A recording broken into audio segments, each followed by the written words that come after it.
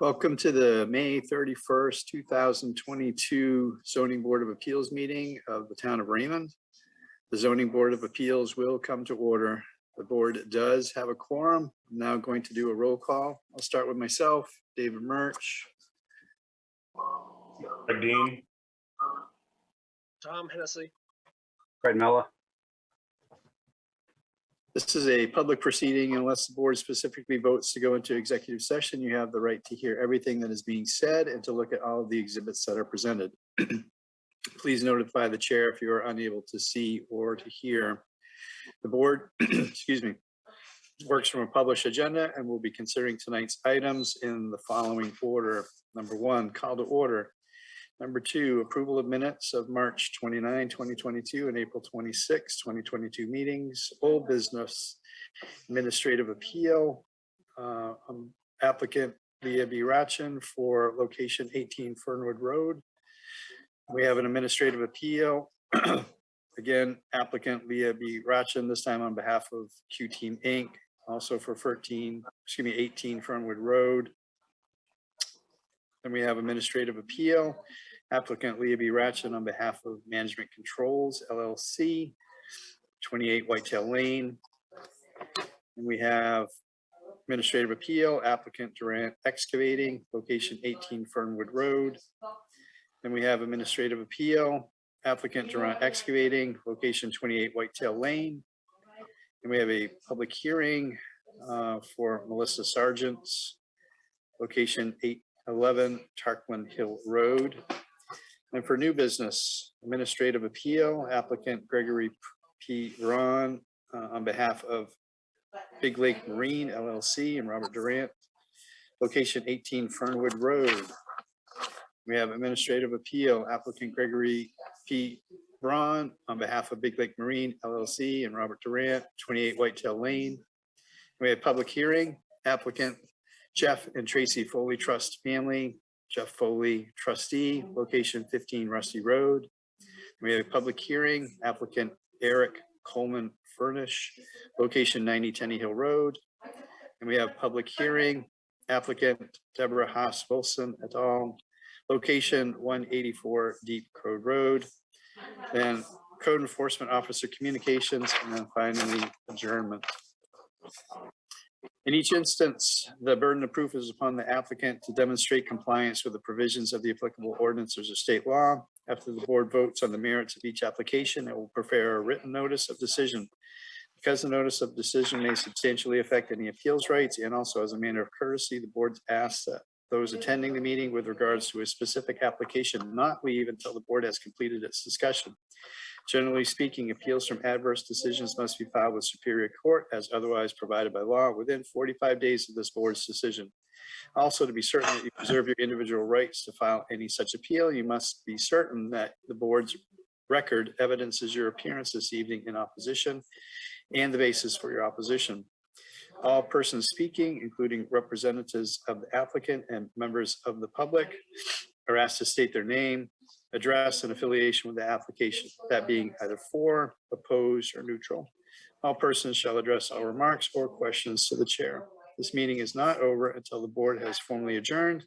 Any discussions not included on the meeting agenda or accepted by the board is to be held until after adjournment or conducted outside of the meeting room.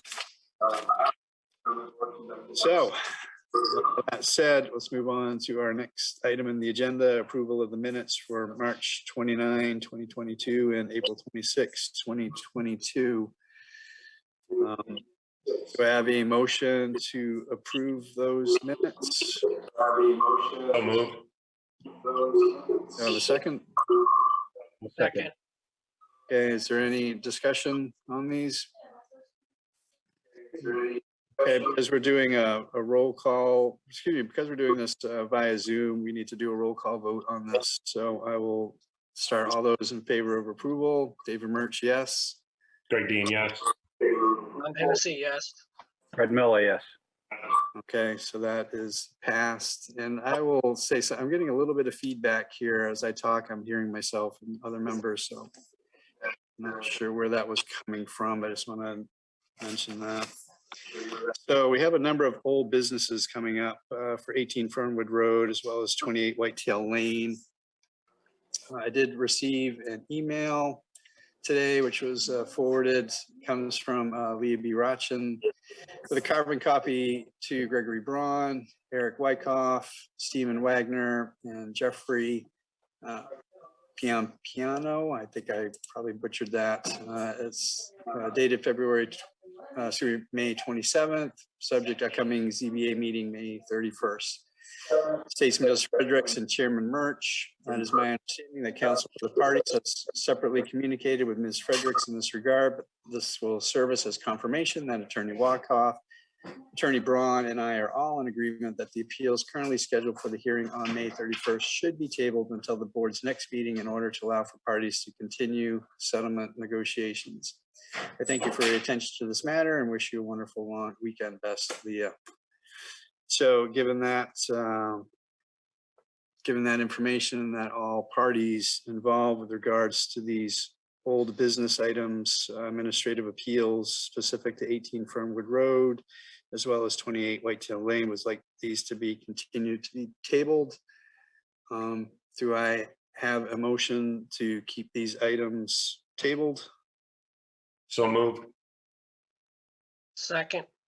Do we have any further discussion on this?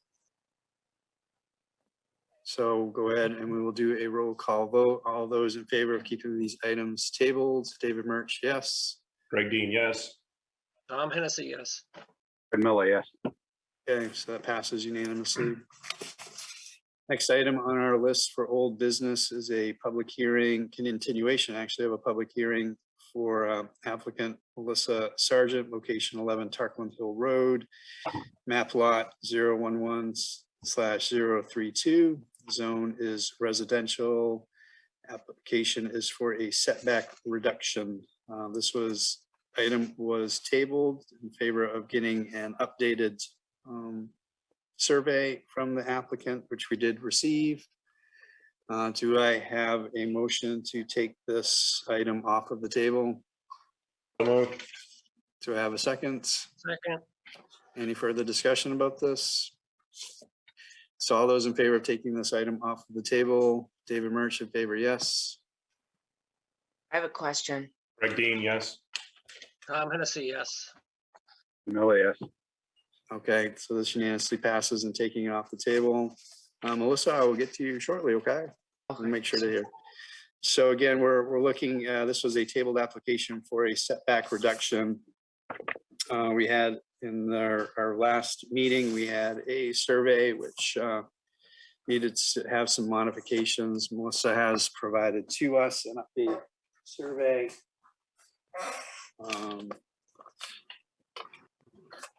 Melissa, if you what would you like to share with us? Oh, sorry, I just thought it was, you were tabling it as opposed to discussing it. Sorry. Gotcha. I Yeah, was no, confused. we had to, the initial items we were voting to retable, and yours was a vote to take it off of the table in order to discuss further. Okay, sorry. Yeah, oh, not a problem at all. So again, we've got the updated survey. I'm gonna leave it to maybe Tom or Greg or Fred if you wanna sort of talk through some of this. Do we feel like we have what we need?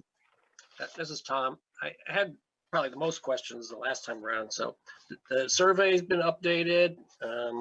The request has been modified slightly to only reduce the setback on the front to a reduction of 15 feet.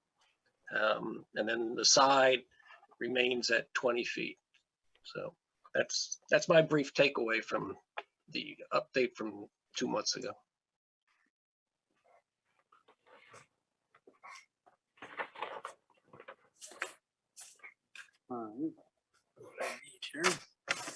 Does that match your expectations as well, Melissa? What Tom indicated. Correct. We reduced the front setback from 20 feet to 15 feet to accommodate the radius. And also, given the fact that we learned that the setbacks were 40 and 20, we did not need to have a setback reduction for the side. So that just is a straight 20. And the front setback reduction is 15. Okay. Did Fred, Greg, Tom, any further questions for Melissa before we start talking this through?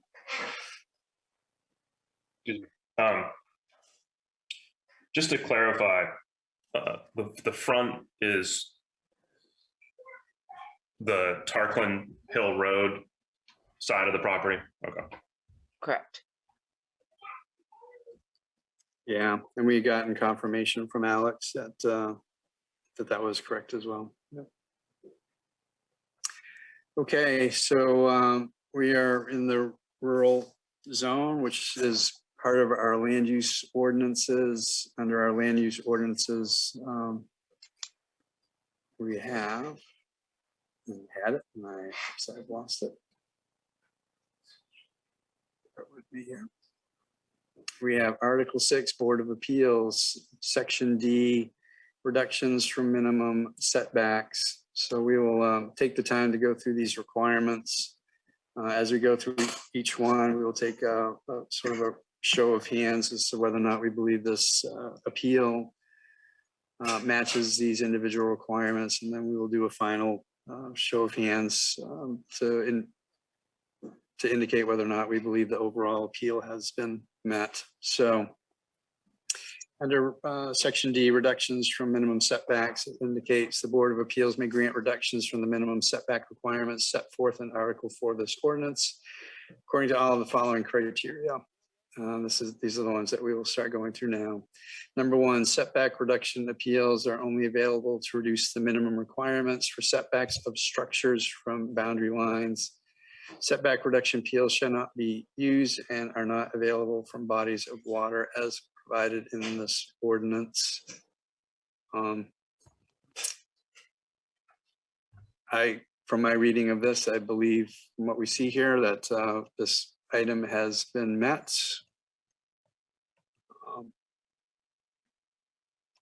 Yeah, I think I agree.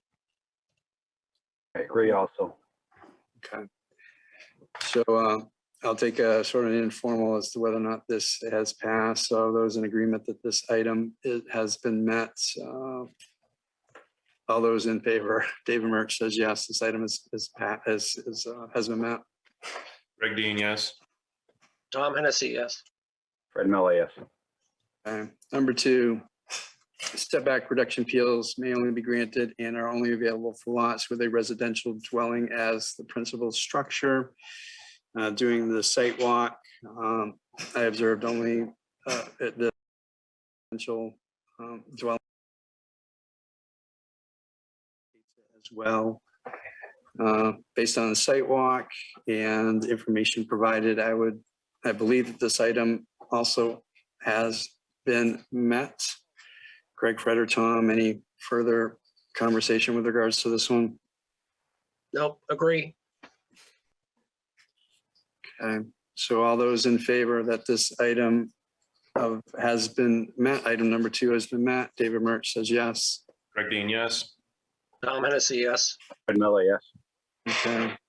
Number 3, the Board of Appeals may grant a setback reduction appeal if the board finds that granting the setback reduction will not result in unreasonable interference with the privacy interests of abutting landowners. Again, based on what was seen at the site walk and the fact that we have not received any negative feedback in this regard from abutting landowners, it is my impression that this item also has been met. Fred, Greg, or Tom, any comments with regards to this one? Nope, agree.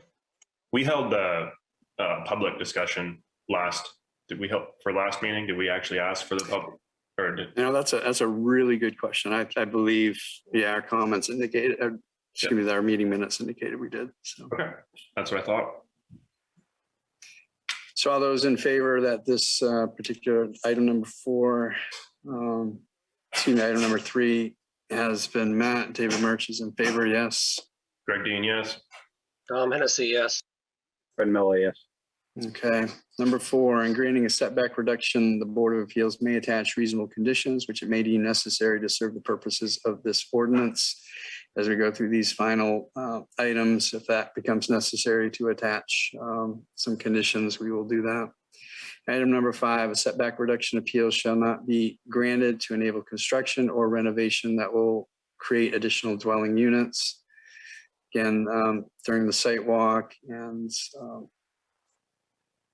well, let me confirm this with Melissa. I know this was mentioned at the site walk, and I can't remember if this was asked during the actual public hearing last time, but is it what specifically is the intent for this building? A garage with storage above it. Okay. That's my recollection as well as what was indicated during the site walk. I believe that this item number 5 has been satisfied. Tom, Greg, or Fred, any further conversation with regards to this item specifically? Do we have a definition of what makes a dwelling? Is it based off from kitchen or there's got to be something? Alex, can you clarify what would be? Yeah, there is a definition for a dwelling. Basically, actually, I'll just find it and read it. It'll probably be easier.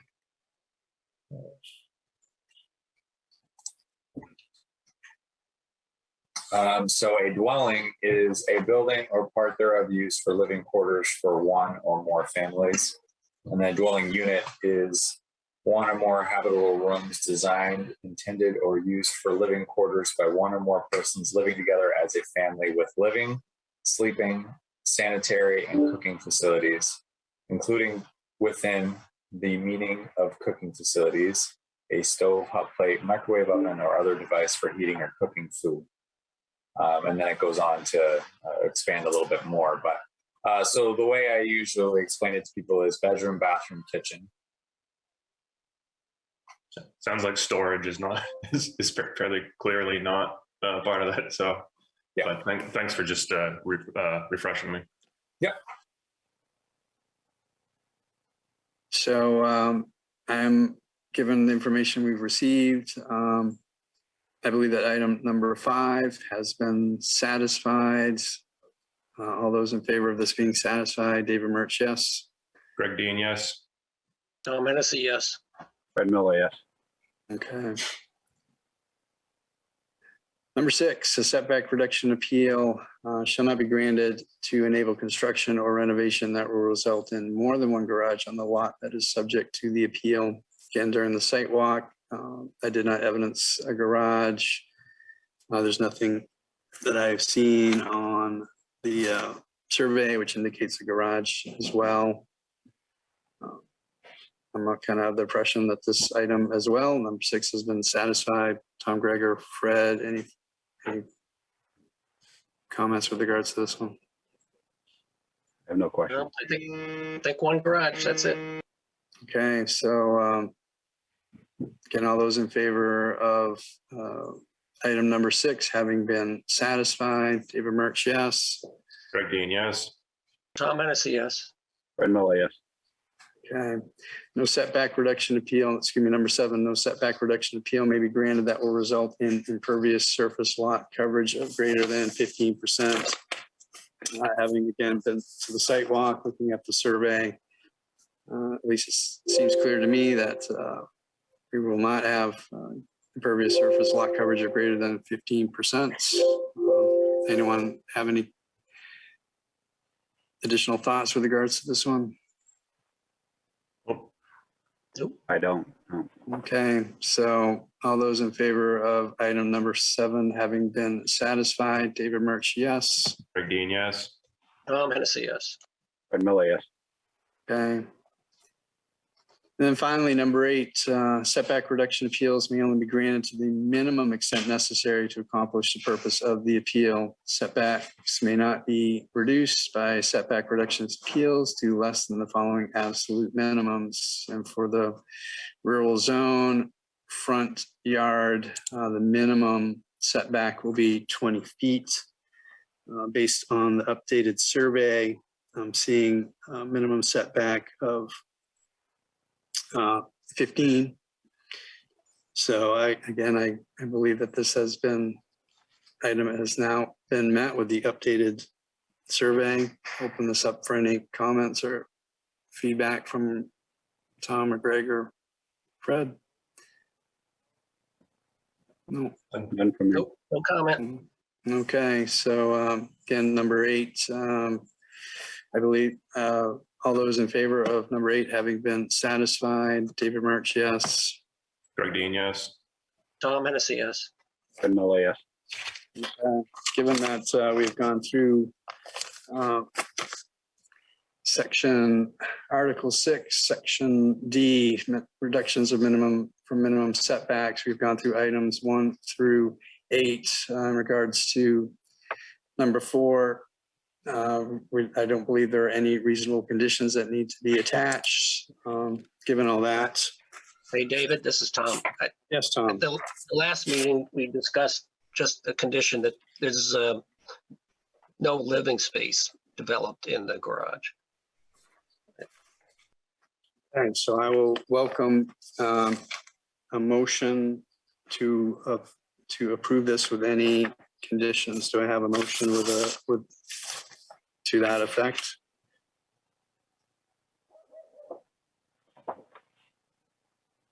I guess I'll propose a motion that That sounds good. that the garage remain a garage and no living spaces ever to be developed in it. Okay. So to grant the setback appeal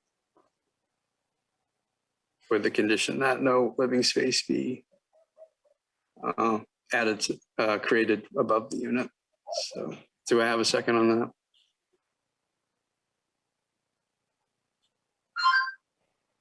A second? Okay, do I have an alternate motion then? Can we discuss this? Of course. I just wanted to get clarification that is not just redundant to the existing ordinances that would apply. In other words, is it needed to add a condition, or is it implied because it's a condition of the setback already? Put that to Alex. Maybe you have some feedback, Alex. Yeah, I mean, I do think it does help when you have a situation like this to attach the condition to the approval, because like, for example, if the setback reduction goes away and is eventually removed from the ordinance, that information could be lost. So it should live with the approval, which would get reported.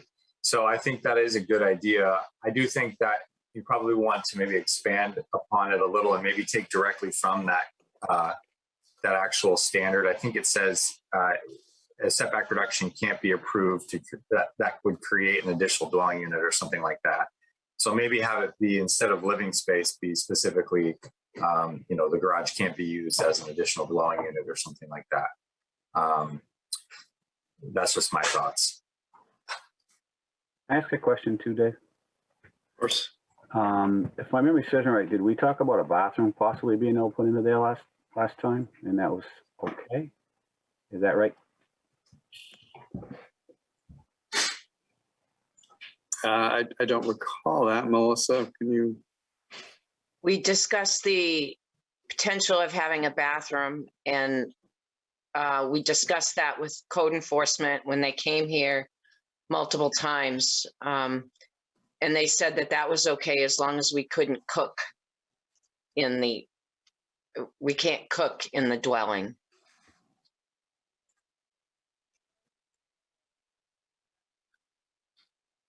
you have any follow-up with that, Fred? No, is that Alex? Yeah. Yeah, and that comes from That comes from number 5, which is a setback reduction appeal shall not be granted to enable construction or renovation that will create additional dwelling units. So if you guys are to approve a setback reduction, they can't create an additional dwelling unit. So if they want to put a bathroom in, that's fine, because that wouldn't be a dwelling. That wouldn't create a dwelling unit. If it's just a garage or the bathroom, that's still an accessory structure, an accessory residential storage structure, and not a dwelling unit. So, that's why I just said you might want to just expand upon the condition and maybe say, this garage can't be used as a dwelling unit. That wouldn't prevent them from using it as storage space. That wouldn't prevent them from putting a bathroom in. That might not even prevent them from putting in like a game room or something, but it just couldn't be used as a structure that had a bedroom, bathroom, and a kitchen, or a method for cooking food. So don't store your hot pot up there. Right. So I have an updated motion for this. I'll revise my motion that the unit can never be developed into a dwelling unit. Seconded. Okay, do we have any further discussion on this? I don't have any. Okay, so all those in favor of granting this setback reduction appeal with the condition that there will be no additional dwelling units. All those in favor of just granting the appeal, David Murch, yes. Greg Dean, yes. Tom Hennessy, yes. Fred Miller, yes. Okay, very well. So unanimously approved. So Melissa, your appeal has been granted. Thank you. And I'm having trouble finding a builder. How long is this good for? That's a good question, Alex. I don't know. Yeah, that is a good question. I believe they expire, I think. Sandy, do you happen to know? I know we've gone over this before. I know it needs to be recorded in the registry. Right. And it expires in a year, but they can ask for an extension. Okay. But you have to write to us and ask for the extension before the expiration in a year. So before May 31st next year, if you haven't had a chance to get it built, you need to contact us, Melissa, and ask for it to be extended. I just found that section. It looks like you have to start work within 6 months of approval. And it expires after 12. Yeah. Okay. And when we find a builder, if some of the layout changes, but the setback reduction remains the same, do I have to reapply? So your next step here, once they approve and sign off on everything, you have to record that certificate with the registry of deeds, get that back to us, and then you'll need to apply for a building permit. Okay. Once you get the building permit, the layout of the structure itself can change, but what can't change is the setback. Okay. Thank you. Sorry for my questions. That's fine. So moving on to new business. We have an administrative appeal, notice of violation issued on 3/10/2022. Applicant Gregory P. Braun, Esquire, on behalf of Big Lake Marine LLC, Robert Durant, location of 18 Fernwood Road, map lot 001022. We also have, subsequent to that, an administrative appeal, notice of violation issued on 3/10/2022. Applicant again, Gregory P. Braun, Esquire, on behalf of Big Lake Marine LLC, Robert Durant, location 28 Whitetail Lane, map lot 001020. Both of these are in the LRR2 zone. Sandy, I would like to get confirmation from you that both of these items have been requested to be tabled. Would that be correct because they're mediation? Yes, David, that is very correct. Okay, thank you. So given that, I would like to make a motion that these two administrative appeals be tabled until our next meeting. Can I get a second? Okay, any further discussion on that from the board? So all those in favor of tabling these two administrative appeals for notice of violation, all those in favor, David Murch, yes. Greg Dean, yes. Fred Miller, yes. You're on mute, Tom, so we couldn't get it for the record. Sorry. Yes. Okay, very good. So these two items have been tabled. Next on our agenda is a public hearing. Applicant Jeff and Tracy Foley Family Trust. Jeff Foley trustee. Location is 15 Rusty Road, map lot 067, 46A. The zone is LRR2 and seeking in this case, a setback variance, front to construction garage 30 feet from road. Is anybody here in the Zoom meeting to speak on behalf of this item? I see a Jeff. I'm not sure if that is Jeff Foley. I believe so. Let's. Jeff, can you hear us? I see that you're off mute, Jeff, but we're not hearing anything. I'm not seeing anything other than your name coming up here through Zoom.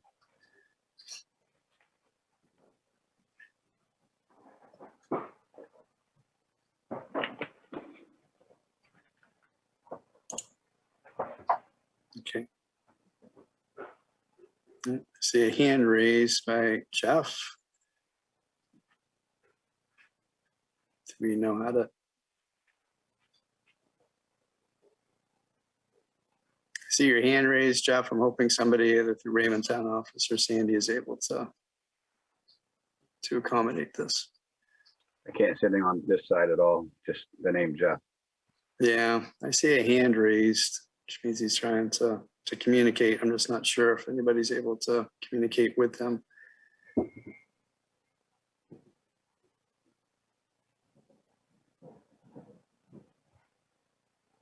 So I'm seeing you. Sandy, I see Sandy he, talking, but I call don't know. in? Hey, Sandy, could he call in also? If he can hear us?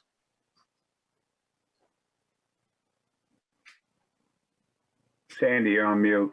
Yeah, if you're talking to us, Sandy, we're not able to hear you. Oh, yeah. I said he was in the waiting room before we let him in. He was here. I don't know why it wasn't working.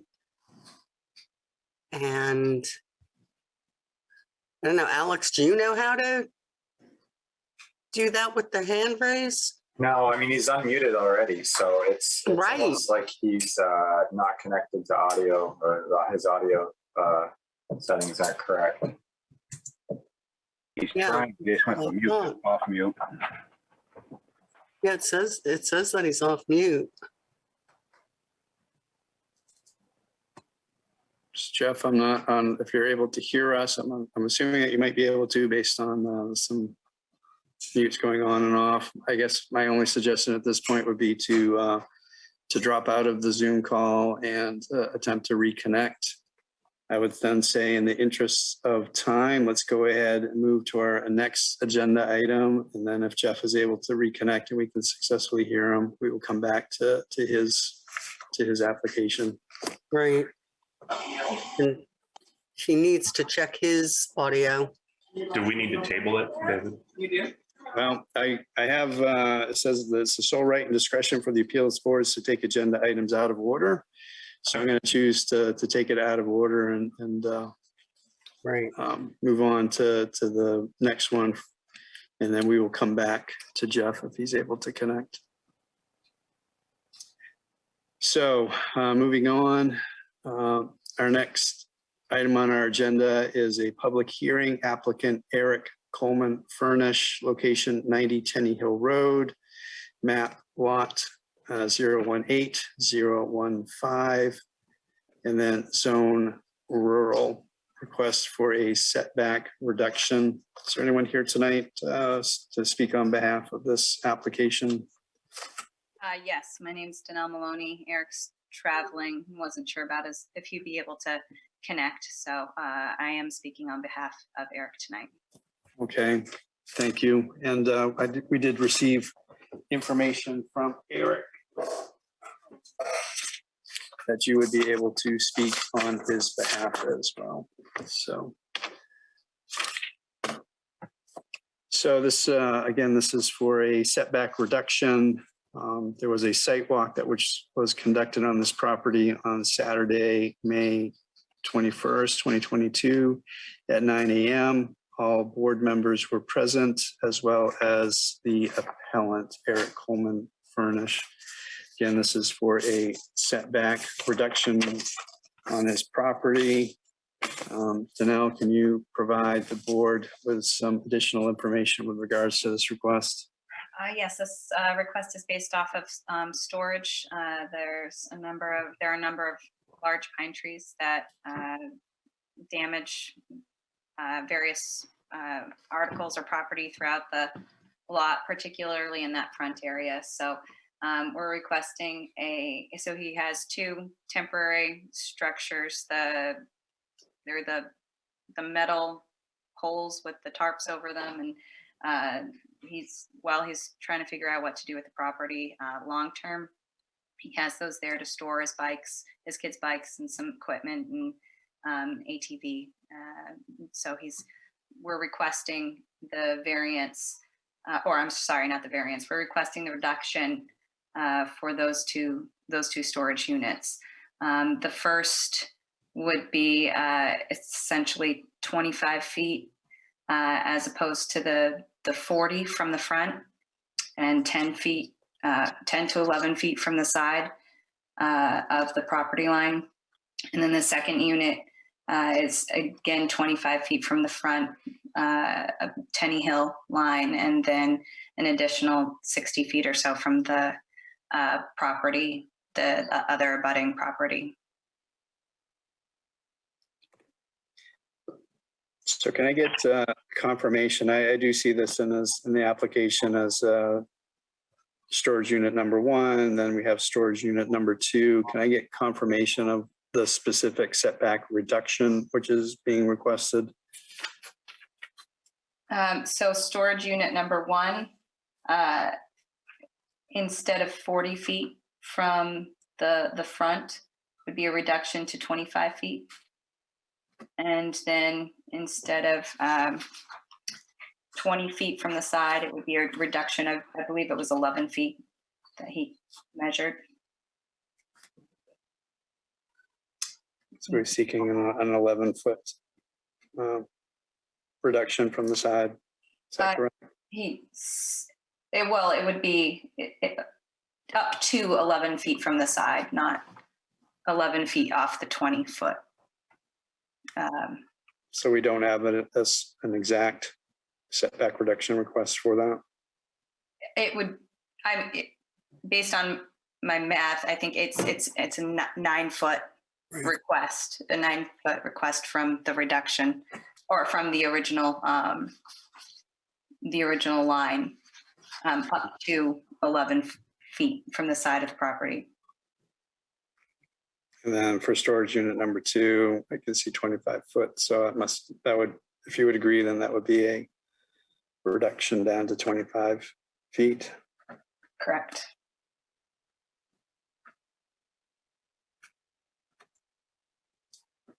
One of my questions as I reviewed this, and again, we had the site walk, we were able to observe the property. So for the current, these 2 temporary storage units are currently in place. Can you speak to whether trees had to be removed in order to place these storage units? I don't believe any trees were removed. I can't say that specifically, but I know that they were placed, my understanding is that they were placed there because those were the locations that worked without removing any of the large trees on the property.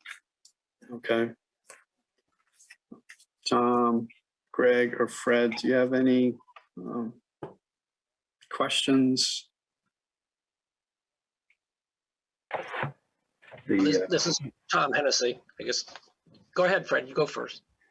When on the unit 1, I believe is the one to the left of the driveway, correct? Yes. I came up with 10 feet from the fence to the building corner when I measured that. And if it needs to be switched to 10 feet, I think Eric mentioned that, and when he and I spoke after the site walk, he had previously measured 11 before. If it's 10, then we'll request 10. And then the other question, I don't know, Dave, and if we can clarify or not, maybe Alice can or not. When we're doing a setback off in Tenny Hill Road, is that setback from the dirt in, or is that from the road? You know, how far, where does the setback start for us to look at? Or does that? Alex, can you speak to Yep. Fred's question? So the setbacks are measured off of the property lines. So we would want to ignore the location of the road because we don't know where the location of the road is in the right of way. But that setback should be measured from the property line, front property line. So where we couldn't find it, we would have to assume that that's the edge of the road. Is that the way we would have to look at that? Well, if they're not able to provide that, you guys might want to ask for something from a professional with a licensed surveyor, like you did on the last setback reduction. They provided documentation. The surveyor is the only one that can, tell us where the property lines are, really. Yeah, this is Tom and Alex, and when we were out there, the next door neighbor pointed to one survey marker on his corner, but it was quite a few feet from the road. So that's why we're quizzing where's the survey, because we really don't have much to go but the tax map and some sketch. So Is there a survey for this property? I believe there's a survey. I have not submitted it. So I can look to see what's available.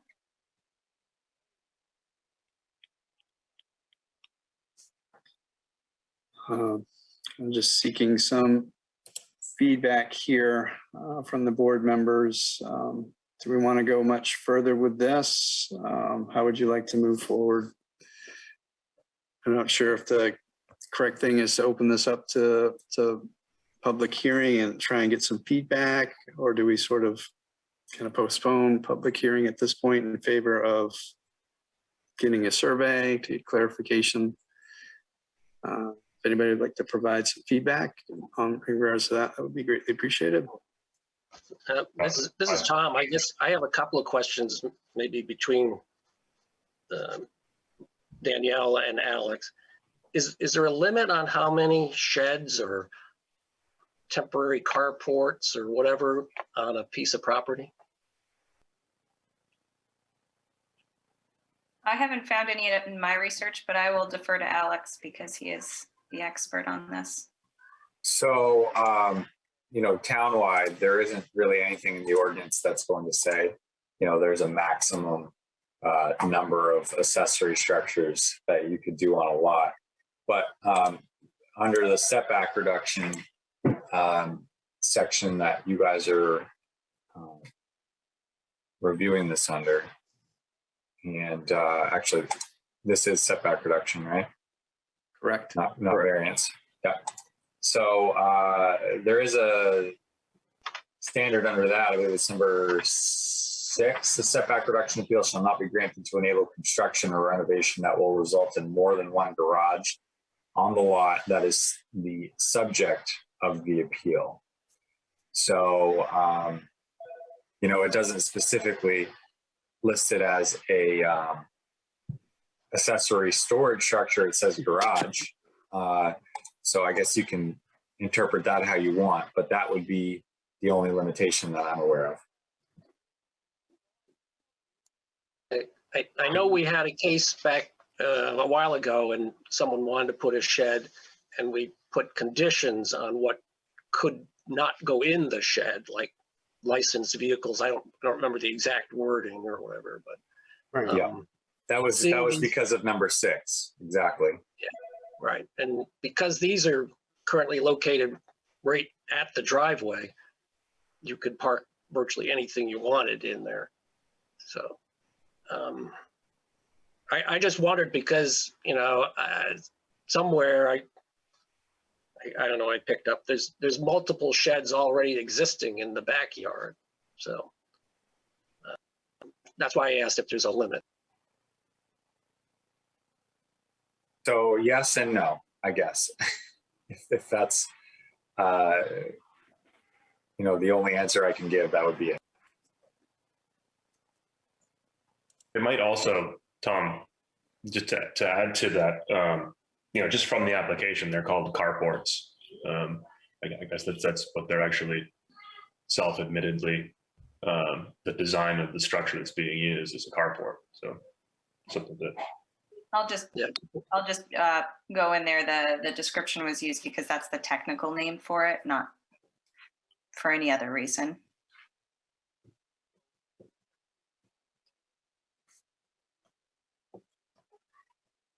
I guess I was going to ask Eric, but he's not here, is if you have 3+ acres of land, isn't there another suitable place to put them versus asking for setback reductions in the front yard? Just my question, I guess.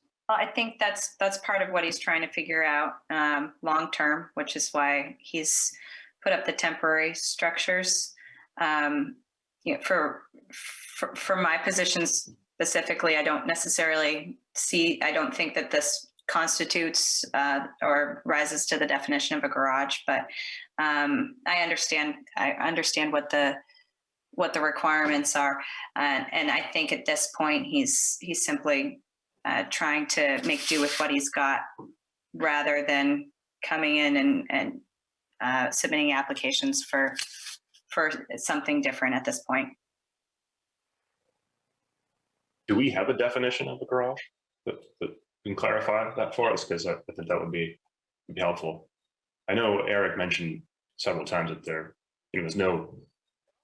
definitely temporary, right? There's no foundation or anything like that. So. No, there's no floor. I looked to see whether there was a definition of a garage. I didn't find one in any of the Raymond documents. When it discusses accessory dwellings, it talks about structures or garage. It talks about storage or garage. So I think you can interpret that there is a garage. If you're defining a garage, I would think it would have a floor and a foundation and a roof. These have tarps. So I think it's pretty minimal. To me, it's a de minimis request because it's temporary. It's staked to the ground. How long is temporary? And do you know? Do you have a sense of time? I don't. I think this is trying to figure it out as we go. And pandemic certainly changed construction costs, and I think that Sure. may be part of it. Alex, sorry, Greg. Well, I mean, just to follow up. I mean, if you don't know what temporary is, I mean, it's hard to also say that it's de minimis. I think like if there was an expected time frame, it would help. It would help that case in my mind. So if we can if there is any projection, I think that would be helpful. I'm not able to answer that question now. I'm sorry. Okay. Alex, in the in the appeal, it was indicated, it says, I'm requesting a setback reduction for the use of 2 temporary carport storage units on my property. I applied for a building permit for these units in February 2021, but was denied due to setback reductions and missing information. Can you confirm why there's a need for a building permit, just the reasoning behind that? Yeah, it would need a building permit because of the definition for a structure, which I can read. Any structure requires a building permit. And, in this case, it's not necessarily the building because there's really no building code they're meeting. It's more or less a use. So our permits are building or use, but the structure definition, actually, I should probably go to the definition for building is any structure having a roof supported by columns or walls and intended for the shelter, housing, or enclosure of persons, animals, or chattel. And then there's a definition. Actually, I'm not sure if it references building or structure, but let's go to structure too.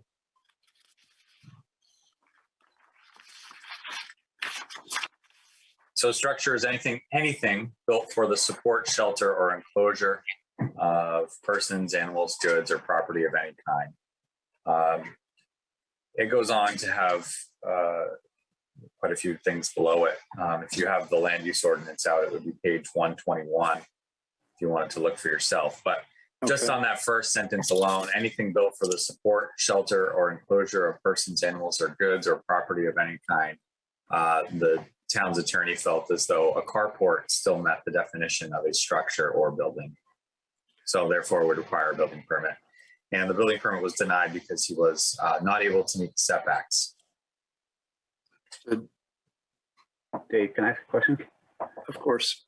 Getting back to my original question, not knowing where the property lines are, I think that Daniel said that she thinks there is a survey available for us to look at. I think there may be a survey on file somewhere, but I have not seen it and I don't have it to give to you. So I'd like to provide that, but I don't have it tonight.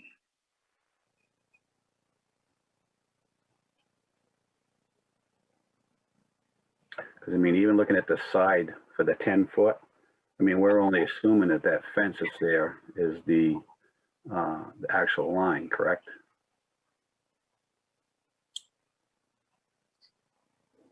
Yeah, we're going by just really a sketch. I think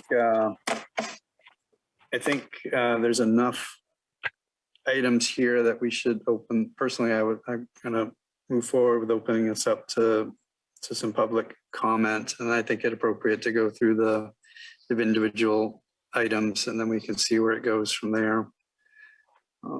That'd be appropriate at this point. Danelle, is there anything additional you wanted to add before we move on? Not before we move on. I'd like to be able to speak after the public comments. Yes, that would be fine. So Sandy, I'll need some help here, but we did get some information that was provided by one of the abutters. It was a declaration of restrictions and protective covenants. If you could determine, Sandy, for me who that abutter was. But as for Raymond Alps subdivision, which has been indicated to us that this property is a part of. And as part of this document, several items were highlighted for us. Number 2, there shall be no structure of any kind set, erected, or maintained within 50 feet of the roadway or within 25 feet of all sidelines. Item number 5, each building or structure on the premises shall be supported by solid masonry foundation or slab. Then item number 7, no lot shall be used for any commercial purposes, but this restriction shall not prevent the owner of said premises from practice of profession, craft work, aesthetic endeavor, or similar occupation which shall be contracted within a private residence. There should be no commercial or business signs upon the premises.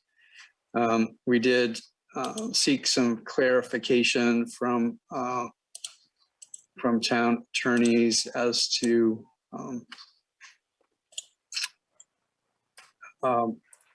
when we are reviewing our town ordinances in conjunction with, in this case, some covenants, how that works. And we received an email correspondence from Phil Saucier of Bernstein Shore, dated May 26 with regards to this. And his email indicates, it says, the board shall only consider the covenants and restrictions in terms of whether the abutter has sufficient right, title, and interest to develop the property in a way that is sought through the ZBA application, and only make findings, meaning the ZBA may only make findings related to the ordinance provisions. They, again, the ZBA should not interpret the party's rights under the covenants, which is a private property dispute for courts to decide. So I just want to put that out there. So I'm going to go ahead and open this up, this item for public comments, and I will ask first, is there anybody here that would like to speak in favor of this application?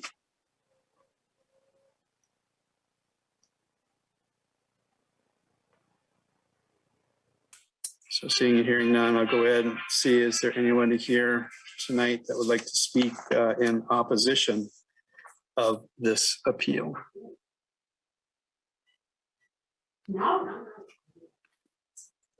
And finally, is there anybody here tonight from the public which would like to speak just on this appeal, just from a neutral perspective?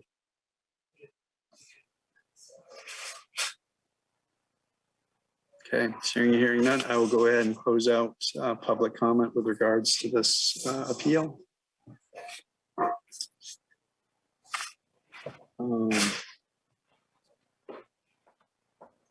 Let's, I guess then, board, let's go ahead and unless there is something you want to discuss otherwise, if we should go ahead and move through our ordinances here to talk through this. So before we do this, Greg or Tom or Fred, do you have any final discussion comments before we start going through that process? Anything for Alex?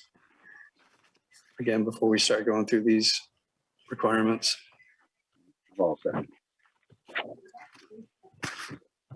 I think I'm not sure when the right time to do it, David, might be, but I have a feeling that the survey is going to be really helpful. So I just wanted to, do we want to check with the applicant to see if they want to provide a survey or want to move forward, or what?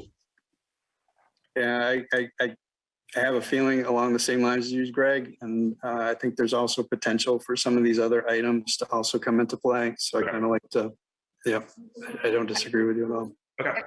If I could at least make a comment on the other items, since it was brought up, I would like to say that the restrictive covenants, just to confirm and to agree with Phil Saucier, looking at provision number 11, they state that they are that the remedy of any disagreement with regard to the restrictive covenants is to proceed at law or equity. So it would be a civil issue between two private parties.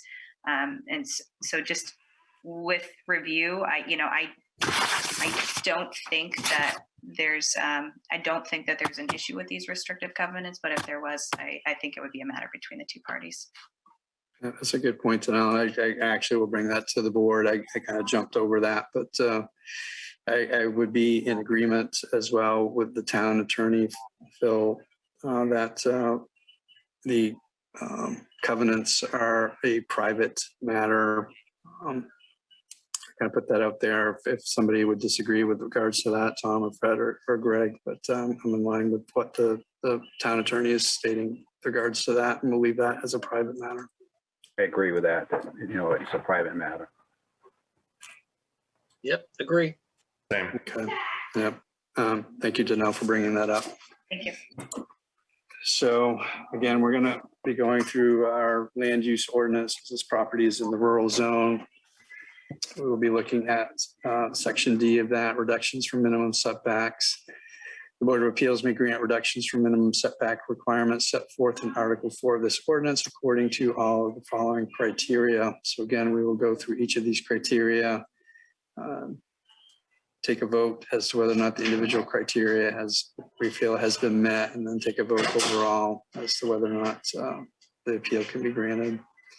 So item number 1, setback reduction appeals are only available to reduce the minimum requirements of setbacks of structures from lot boundary lines. Setback reduction appeals shall not be used and are not available from bodies of water as provided in this ordinance. So I'll put that out there for our board to discuss. I think we're good there. I respectfully disagree. If we don't have a survey, we don't know what we're really agreeing to for the minimal setback reductions. Isn't that a different one? Isn't that 8? Yeah, I see what you're saying, Tom, and I think, Greg, you're right that we can probably look at that, Tom, under number 8, because I agree, we can only grant the minimum necessary.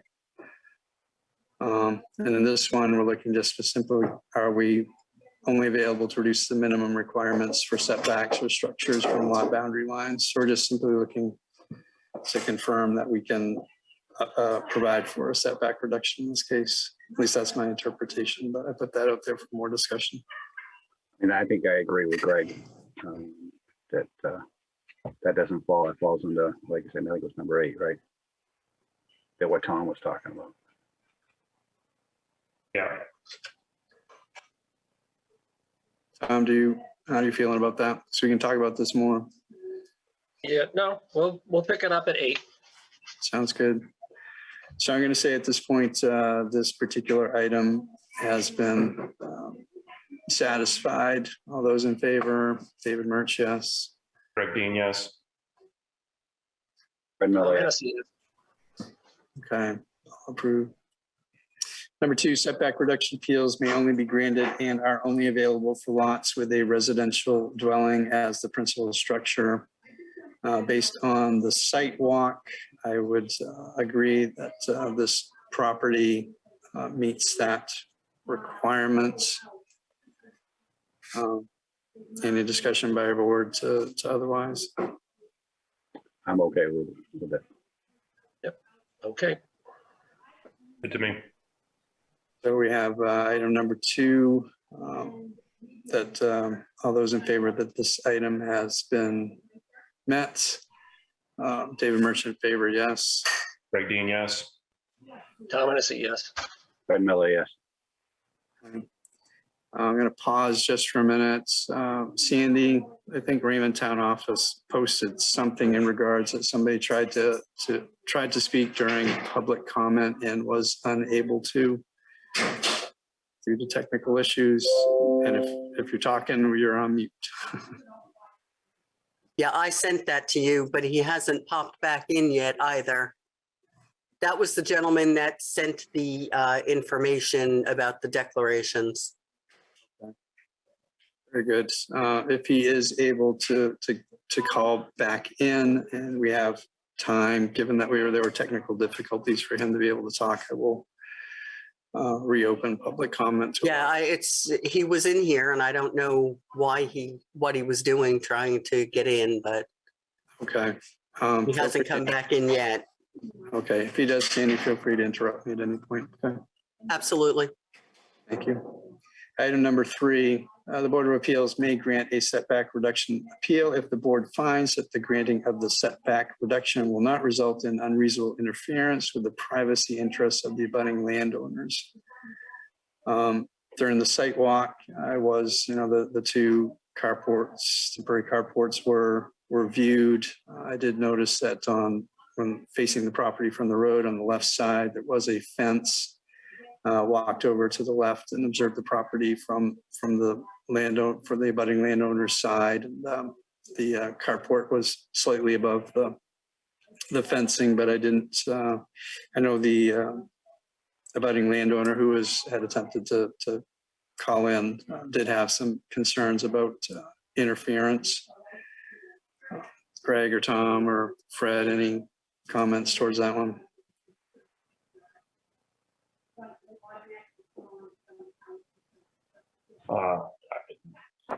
Yeah, I kind of did the same navigation around the property and looked at it from different angles, but it didn't to me look like it was unreasonable. I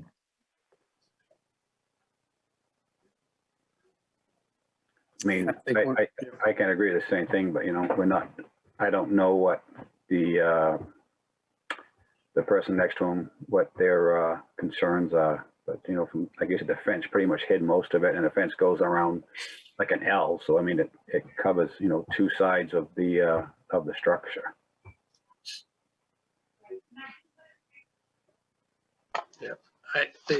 The abutter certainly wasn't happy with the situation, but I don't know if his objection was the view or the noise or what with these carports being in the front yard. Right. I think for me, the key word here is unreasonable interference. And I did not personally see an unreasonable interference with regards to this carport next to the fence. I agree with you, Dave. And the other one, I didn't see any issue as well. So I'm gonna, all those in favor of item number 3 being satisfied, David Murch, yes. Greg Dean, yes. Tom Hennessy, yes. Ben Miller, yes. Okay. Number 4, in granting a setback reduction, the Board of Appeals may attach reasonable conditions which it may deem necessary to serve the purposes of this ordinance. So we will keep that in mind as we move through the next items here. Number 5, a setback reduction appeal shall not be granted to enable construction or renovation which will create additional dwelling units. Again, these carports are temporary carports are already in place. To me, it was clear that these were not to be dwelling units. They were simply used for storage.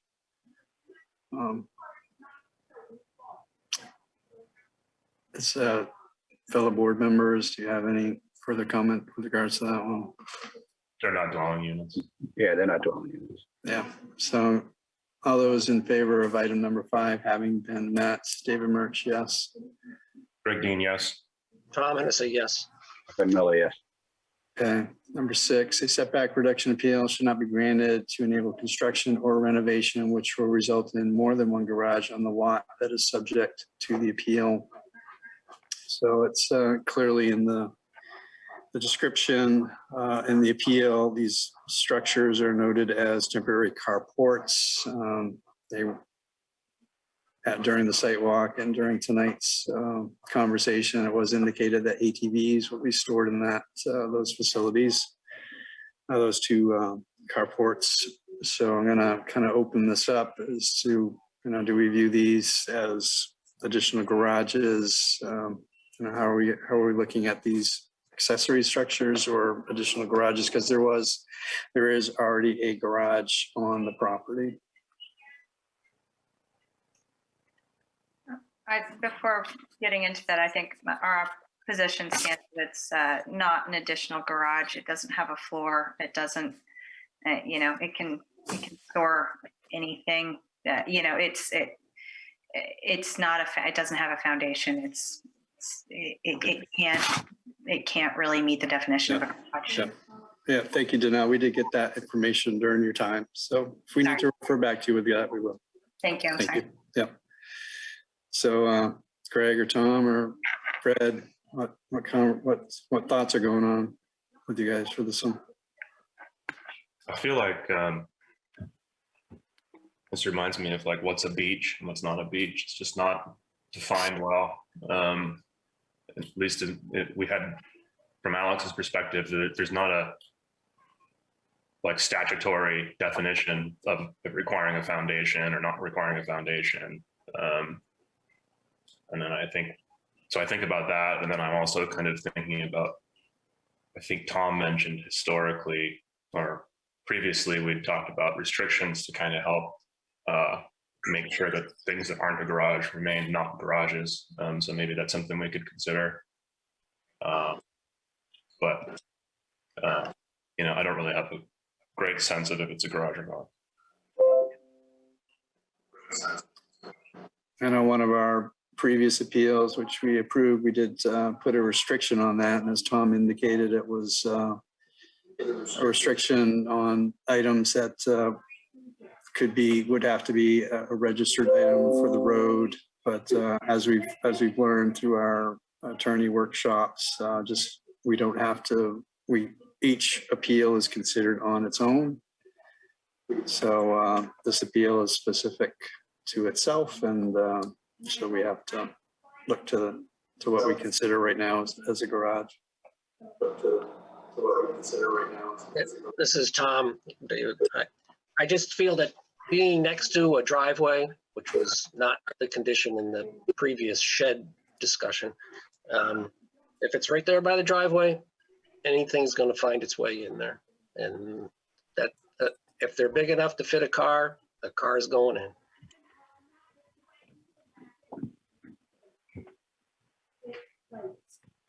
Given our would we consider an ATV or UTV something, storage of one of those to be, which they're currently being used for, as a garage?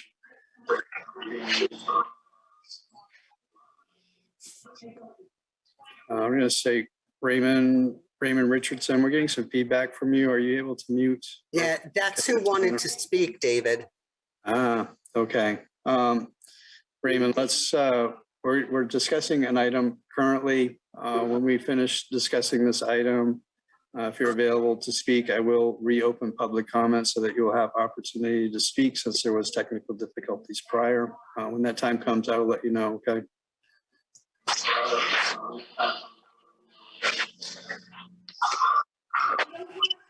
So Raymond Town Office, are you potentially able to mute that line if they're unable to? So again, we're on item number 6, discussing garage. Are we looking at a garage here? Do we have any further thoughts? I guess where we left this at is do we consider the storage of an ATV or UTV within these structures a garage use? I mean, that's currently how they are being used, as observed through the site walk, as well as through testimony or discussions we've had here tonight. I mean, I think, Dave, that's probably one of the uses that somebody would buy one of them for, is to store their four-wheeler or their dirt bike or whatnot inside it. More so than what they would be putting that car in there, especially if they have a garage already for their car. So I guess Yeah, Ray, did you hear him say that when he will reopen public comment when as soon as we they're can hear you, done? Sandy. We can hear you, Sandy. So I guess my question is there current use, Fred, would you consider the storage of an ATV or UTV in those as a garage use? Yeah, I mean, I would store stuff in my garage, so. But does this make the storage of an ATV or UTV then separate that from a storage unit to an actual garage? Because there would be a separate. I mean, I guess if it was only used for that, you might have to be able to say that, but I mean, I'm sure that they would probably store a lot of stuff into there, like lawnmowers and rakes and like that. I mean, I'm sure he keeps his wheelbarrows and like that stuff in there. Yeah. I mean, I guess, like as we can, go back to number 4 and make some restrictions that, that it's, not used strictly as a garage for cars. Right. Tom, what are you thinking in regards to that? Perhaps attach a reasonable condition that says not for storage of, road permitted vehicles, which would include motorcycles or trucks or cars. I'd feel more comfortable doing that than just carte blanche allowing them. So. Yeah, I think if you don't do that, it's a garage. It's just based off from all the kind of factors. Okay, so then moving forward then with number 6, would we, if I'm hearing the board correctly, this would be satisfied if we were to put attach a reasonable condition to a approval for which there would not be the storage of any vehicle, any road registered vehicle within these units. So I'll go ahead and say that this item has been met with that attachment of a reasonable condition for no storage of road registered vehicles. All those in favor of this item being met with that reasonable condition, David Murch, yes. Greg Dean, yes. Tom Hennessy, yes. Fred Miller, yes. Okay, so I'm going to take a break here. I will, if Raymond Richardson is able to connect and have opportunity to, and is able to speak through the Zoom call, I would like to give him that opportunity, and I will reopen public comment because we had technical issues before with him being able to communicate with us.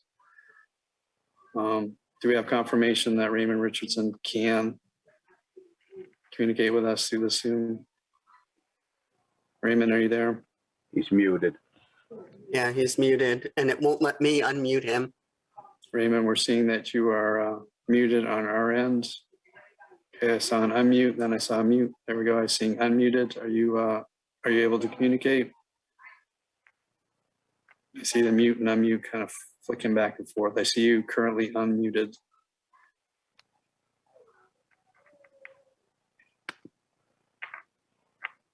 And currently unmuted.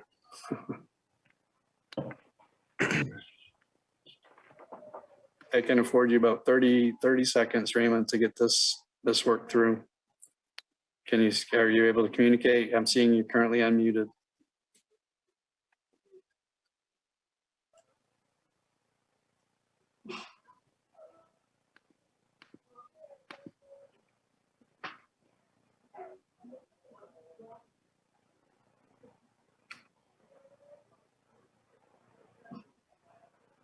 Okay, it seems like Raymond's having some issues with being able to communicate through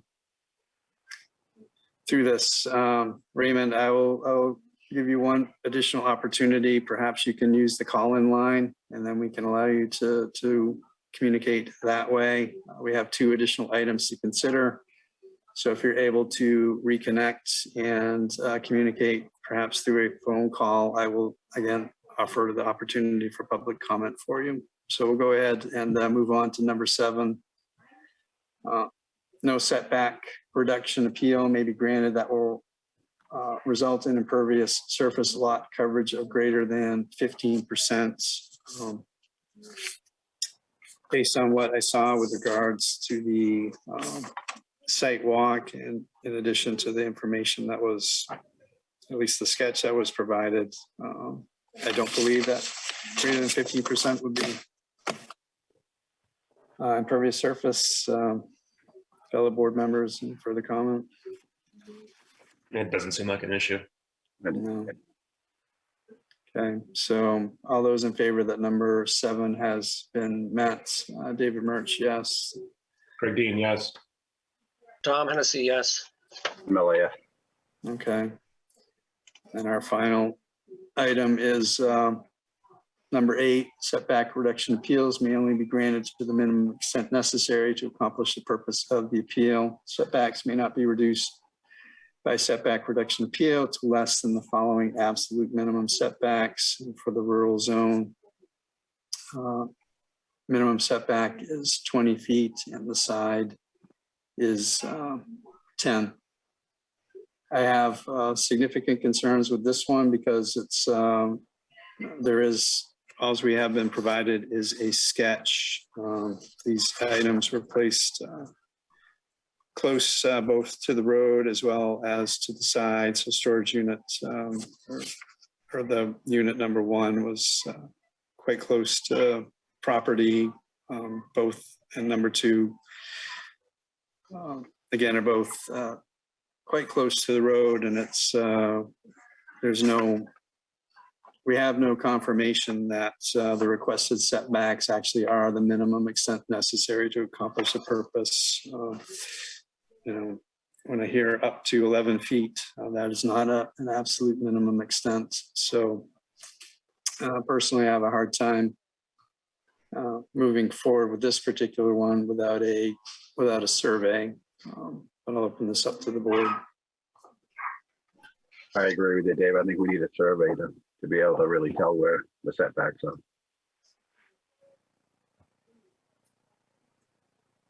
Yep, this is Tom. As I said before, survey definitely needed. Yeah. Greg, Yeah, it's too close to call, I think. Not obvious without a survey. I'm not Right. convinced.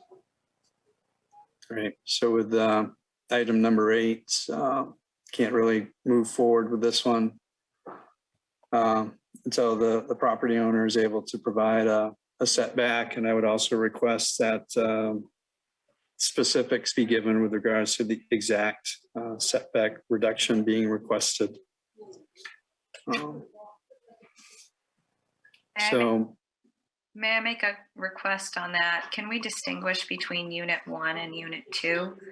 Is that specific to just unit 1, or is unit 2 within the bounds that you would allow a reduction without the survey? it would apply to both of the units because both are requesting front setbacks, and there's also a side setback, and it's not clear to us in a survey here.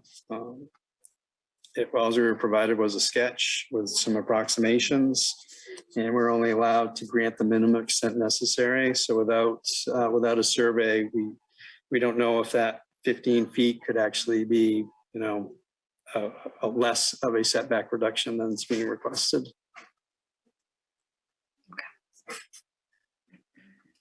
Thank you. Sure.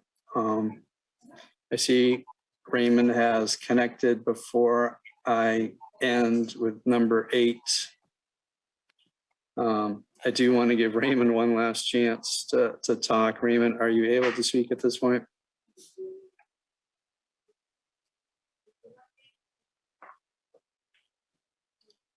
Okay. So I'm unable to get that connection with Raymond. I really apologize, Raymond. I did get a chance to read your information and get that put into the record. So given that we have number 8, we really can't move forward beyond this without a survey. I would entertain a motion on this to table this agenda item to the next meeting in favor of getting a survey submitted. So moved. Do I have a second on this? Do we have? Second. Very good, Tom. Thank you. Any more discussion with regards to this one? So all those in favor and tabling this item until the next meeting so that a survey can be provided. All those in favor, David Mertz, yes. Greg Dean, yes. Tom Hennessy, yes. Ed Miller, yes. Okay, so Danelle, you will. Can you hear me? You do.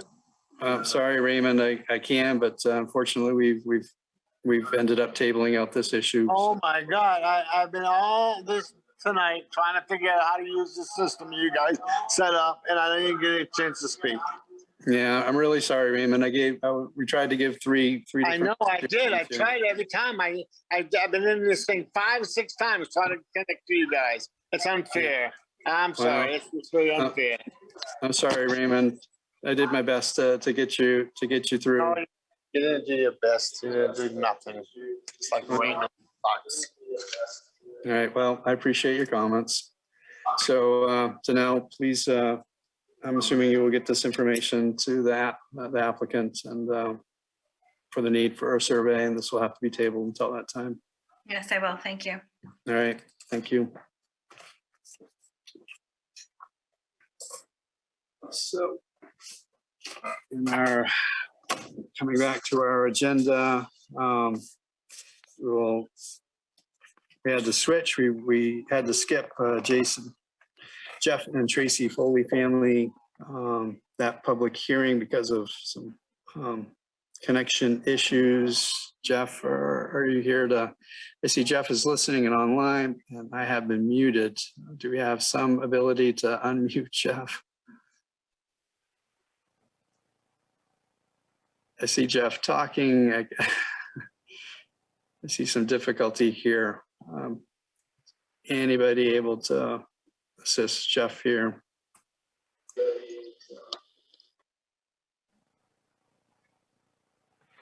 Raymond Town Office, do you have any suggestions from your end of things?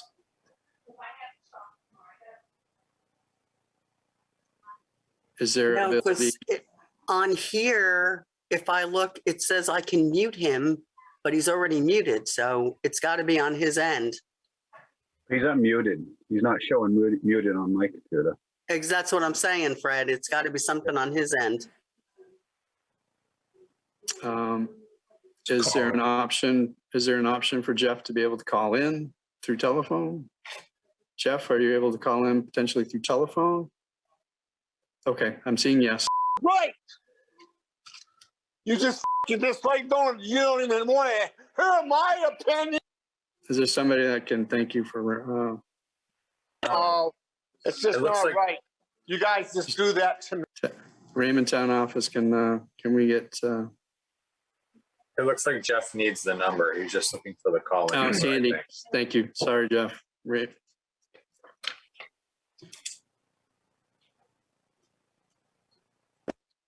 wrong.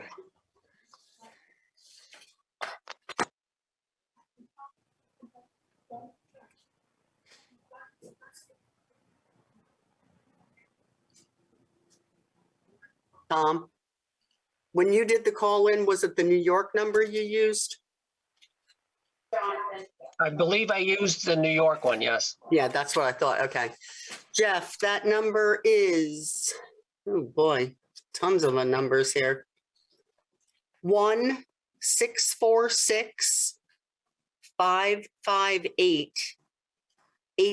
1-646-558-8656.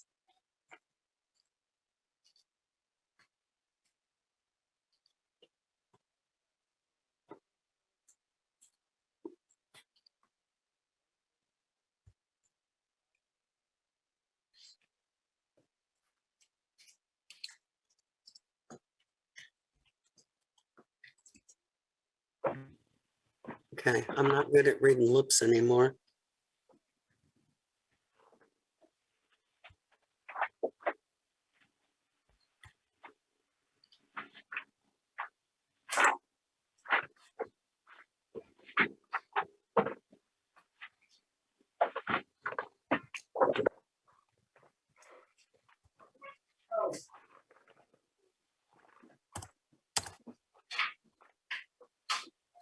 What is the meeting ID? Meeting ID is 8. The number, meeting ID is 823 3480 5115. Right.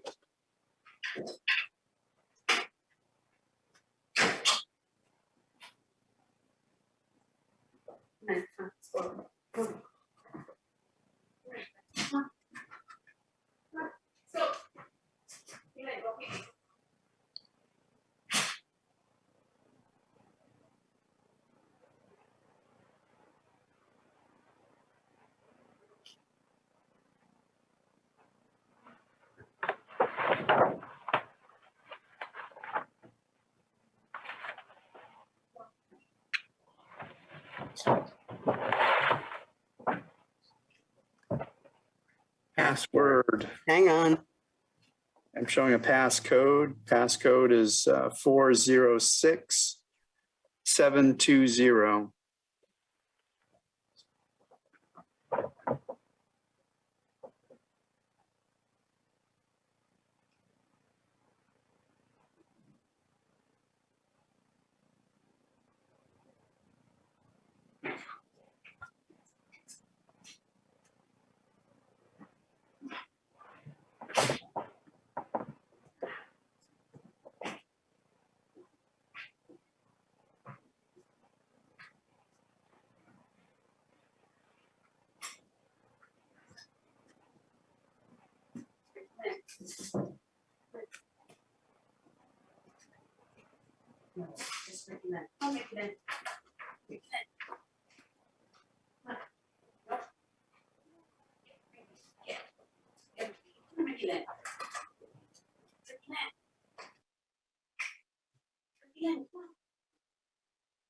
Ricky Lynn, come. Ricky Lynn. Yeah, come here. Come here, Ricky Lynn. Come on, Ricky Lynn.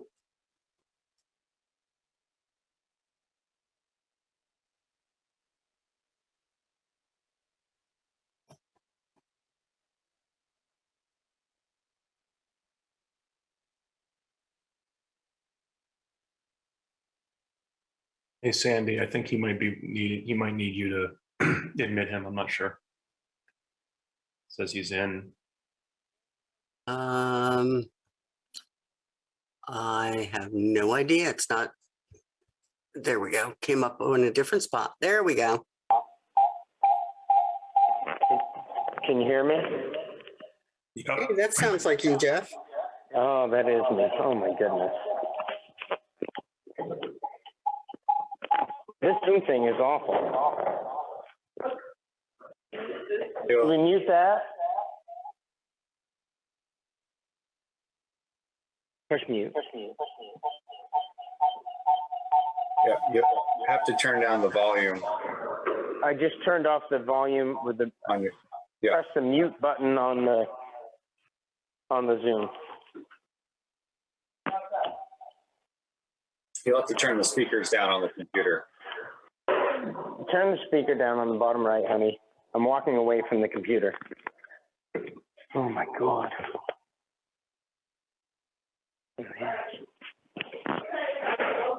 Can you hear me? Yep. Okay, good. I can't be near the computer or else it's just echoing everywhere. Okay. All right, well, I'm here. Brutal Zoom meeting. First one ever. Don't recommend it.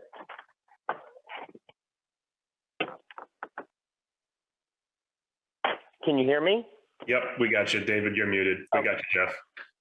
Okay, good. Sorry. Yeah, I have myself on mute. So I'm glad you're here, Jeff, and we're ready to move forward. So we are public hearing for Jeff and Tracy Foley Family Trust, Jeff Foley trustee, again, location 15 Rusty Road, map lot 067, 46A, zone LRR2.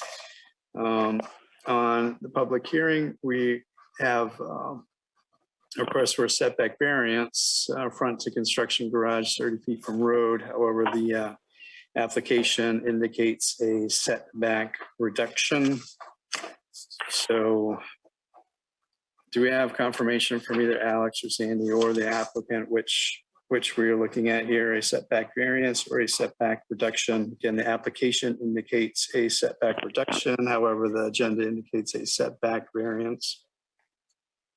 I don't know the difference between the two. And when I met with Sandy initially and Alex initially, I asked and they told me what to fill out. So I'm not sure what you're looking for. And David, that would be I my know what I'm mistake. looking for. Okay, so I'm indicating, hearing from Sandy, that's the definition that we are going to go under tonight is for a setback reduction. Correct, Sandy? Correct, Alex. I see nodding heads. Very good. So we'll move forward with a setback reduction. Great. So Jeff, now that we have you here on the phone with us, I know that we'll announce again, we had a site walk on Saturday, May 21st, 2022 at 11 a.m. All board members were present. Jeff Foley was also present. Jeff, can you just give us a quick rundown of what you're looking for with regards to this appeal request? Basically, we want to build a garage that'll fit my cars and equipment. And the road, even with the variance that I'm requesting or setback reduction, I don't know which one I'm requesting, but whatever it is, I'm requesting something. Yeah, setback reduction. Setback reduction. It's still, and I put my stakes out there based on running a tape measure, but based on the actual survey, I'm still 30 feet from the road, but I'm not within 30 feet from the road right of way. So the road right of way is like a 50-foot wide thing that goes straight, but the road bends around my property. And it's on the far side of my property. So basically, I want to build a garage. That's what I want. I want to build a garage I still, I mean, you know, whether it be, I think one of the people who were out there measured and said, oh, I think it's 29 feet or 28 and a half feet or whatnot from the road. But basically, I want to build a garage, and I have a very funky property there that's very odd shaped, and there's lots of wetland and water. And obviously, I can't move closer, so I'm trying to move a little closer to the road, still within 30 feet or 29 feet or whatnot, but just basically have a garage that'll hold my vehicles and equipment. Okay, very good.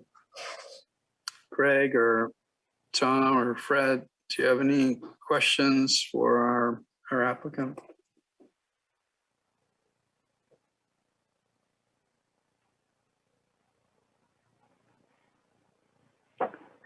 Quiet out there. Yeah, no, but I mean, we looked at, when we walked it, the house doesn't have any garage down there, so this would be definitely the only one garage on the property. If that's correct, right? Because they had a small area he just had to build his house on too, correct? The basement was gonna be a living place, Yeah. living area, right? That's 100% true. Yep.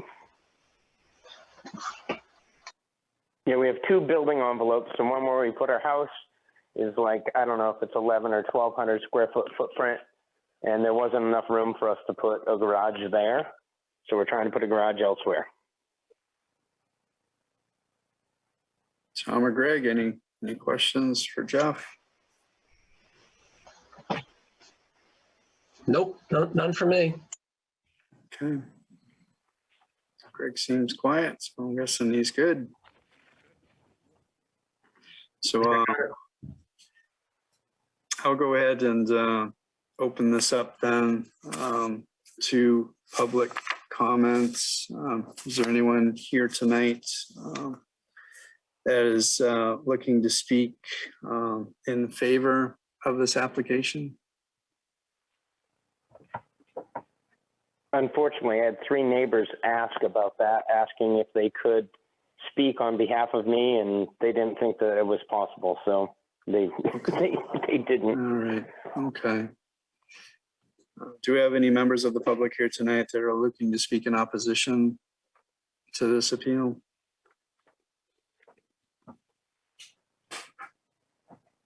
And finally, do we have anyone here tonight from the public looking to speak on this appeal, but from a neutral perspective?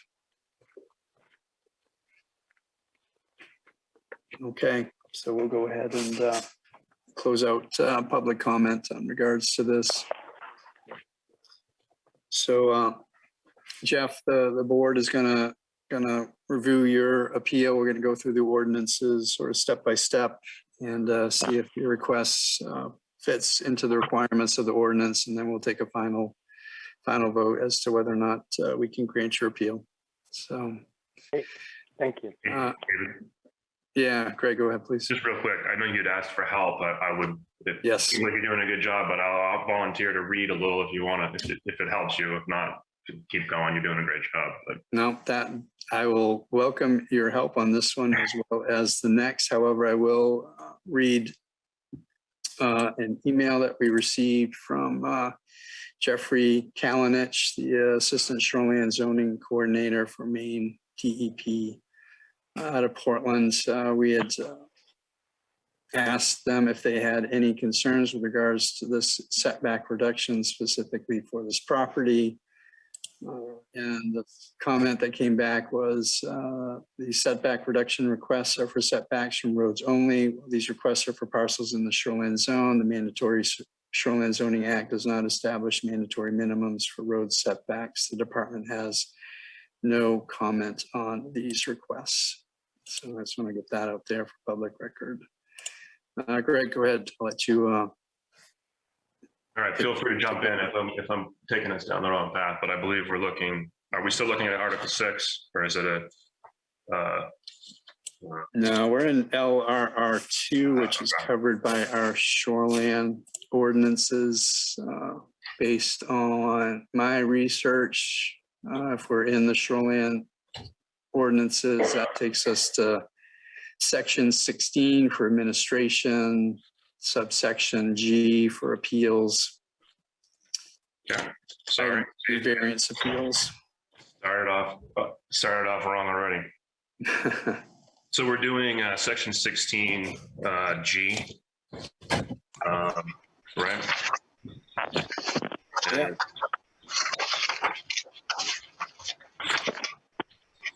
And item 2 for variance appeals, and because this is a setback reduction request, that goes down to item F. Sorry, I'm just trying to make sure. No, I you're got good. the right setback reduction. So we're going to do F2.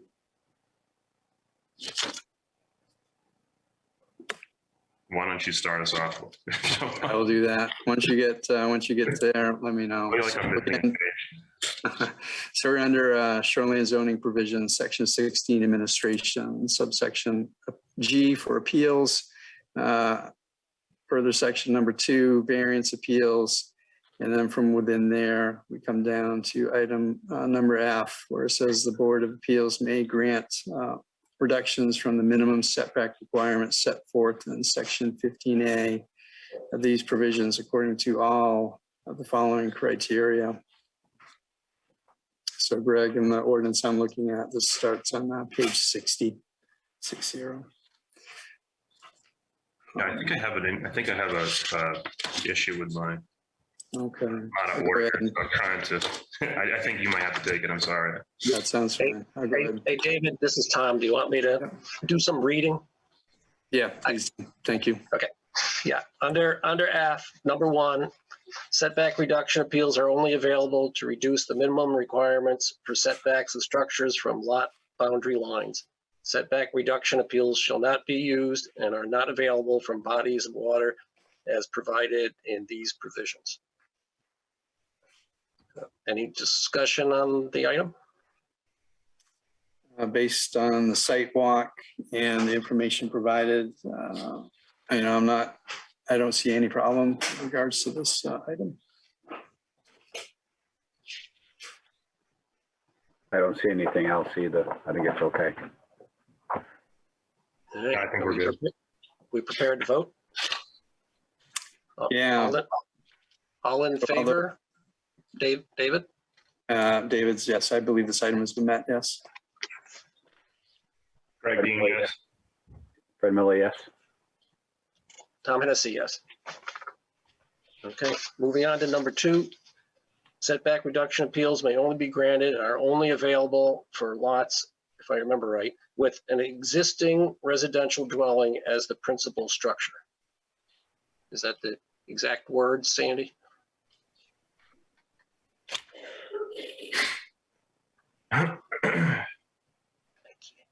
Yeah, then there's an amendment. Sounded right. Okay, I know it inserted existing in the. So, Yes.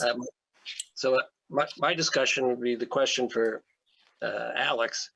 The foundation for a dwelling is that considered existing residential dwelling? Well, that is a fantastic question, Tom. He's going to have a residential dwelling hopefully sooner than later. There's always the possibility that I suppose the project could fall flat and not be completed. However, he does have the current approval for a single family. So I guess you guys just need to make a decision if you want to read that literally as the house needs to be completed and approved for occupancy before you feel like he can get that setback reduction, or if you feel the permit approval and the commencement of construction is enough to be considered, a residential property at this point.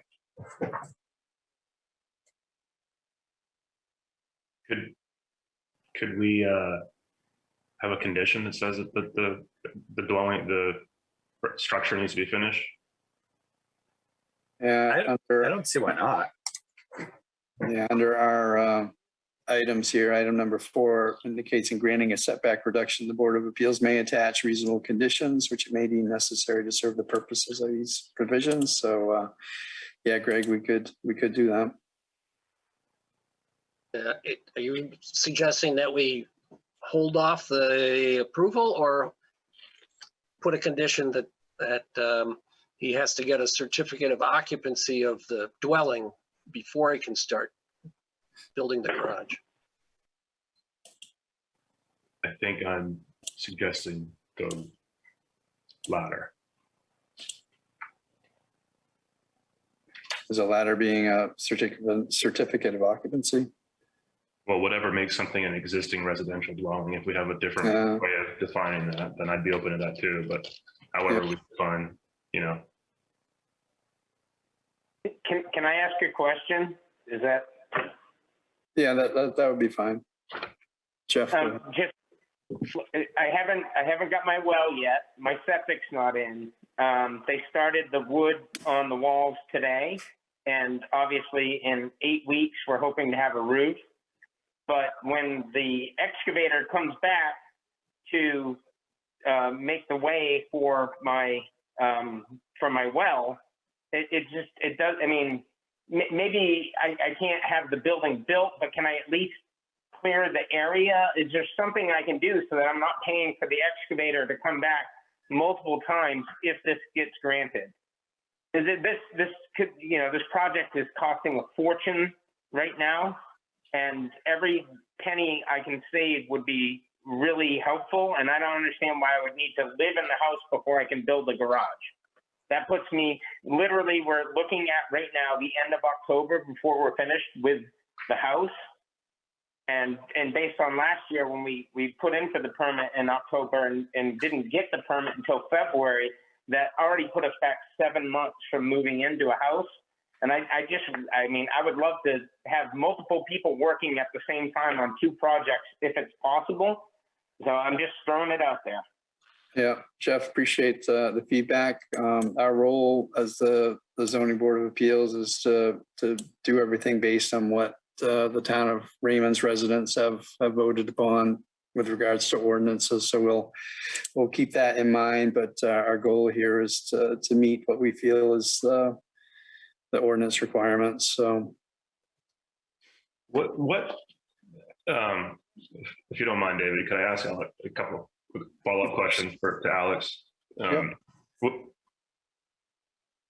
What I mean, it does seem kind of punitive to just move equipment around for, you know, permit, if it's all going to happen anyway. Is there a more reasonable threshold that we could use to interpret existing residential dwelling? I mean, how like defined is that for us, or can we interpret it in a way that allows, you know, that does not to move, you know, an excavator in and out for the fun of it? Yeah, I mean, I think that, you know, I agree with Jeff. I mean, it really does make the most sense to take advantage of, you know, having all of the site work, for example, done at the same time, so that you're not having to come back and continue, you know, disturbing the soils and then disturbing the neighborhood in general. You're just prolonging a construction site, essentially. You know, I really don't think there's much risk here.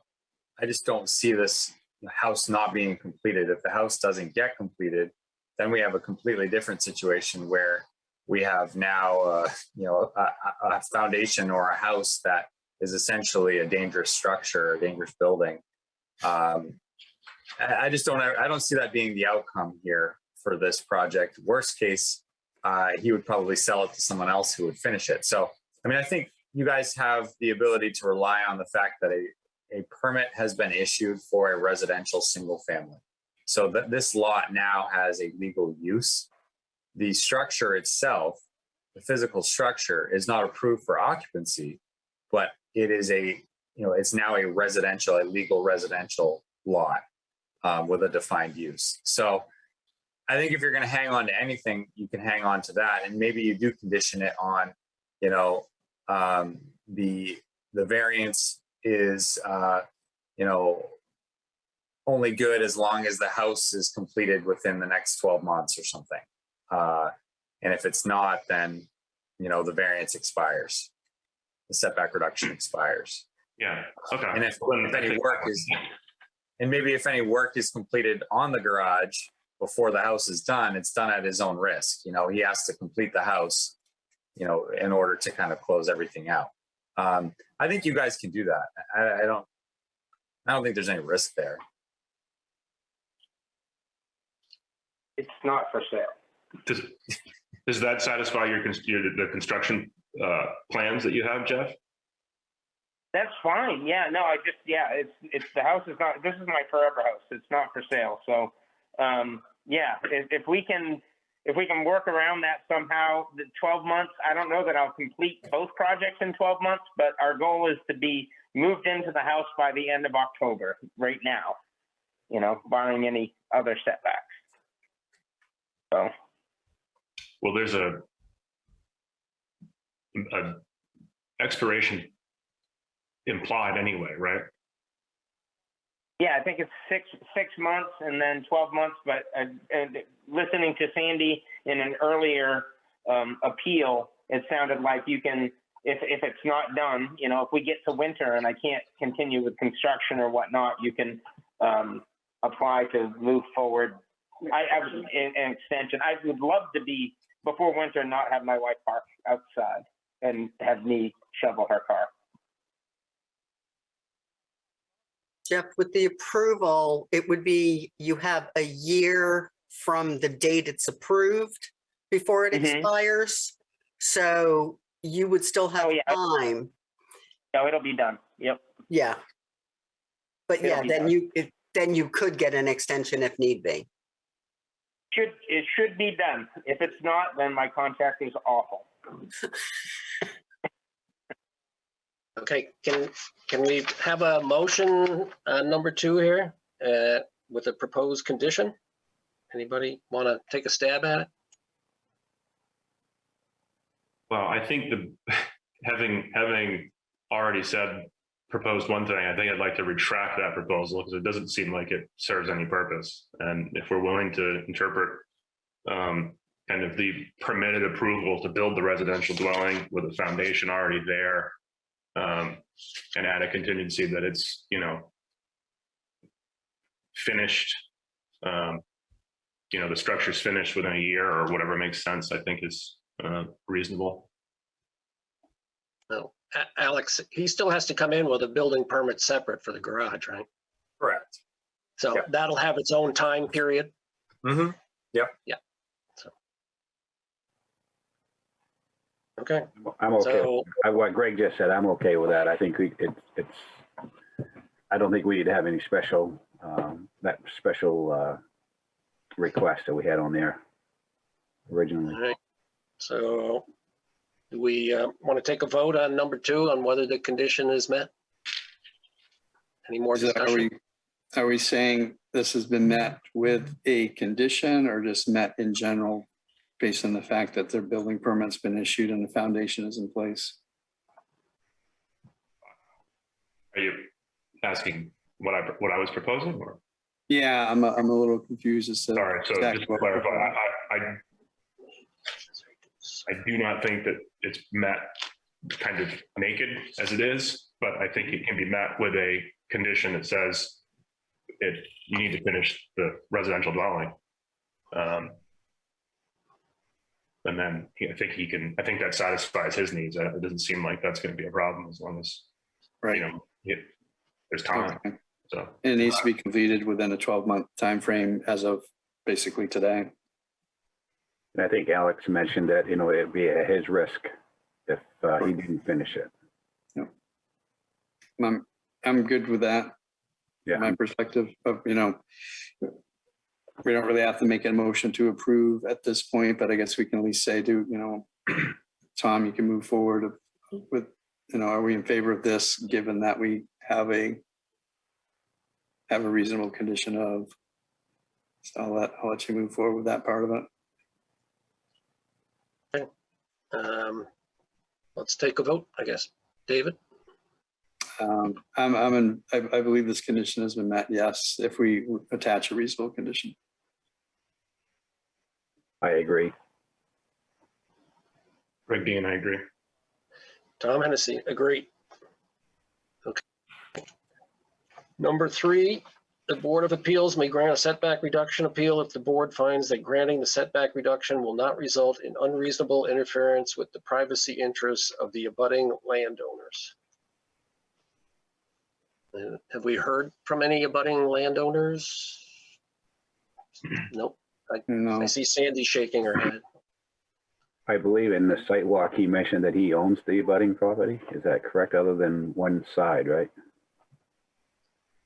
Well, there are two sides. I mean, I own across the street, so where I'm proposing to go closer to the street, I own across the street.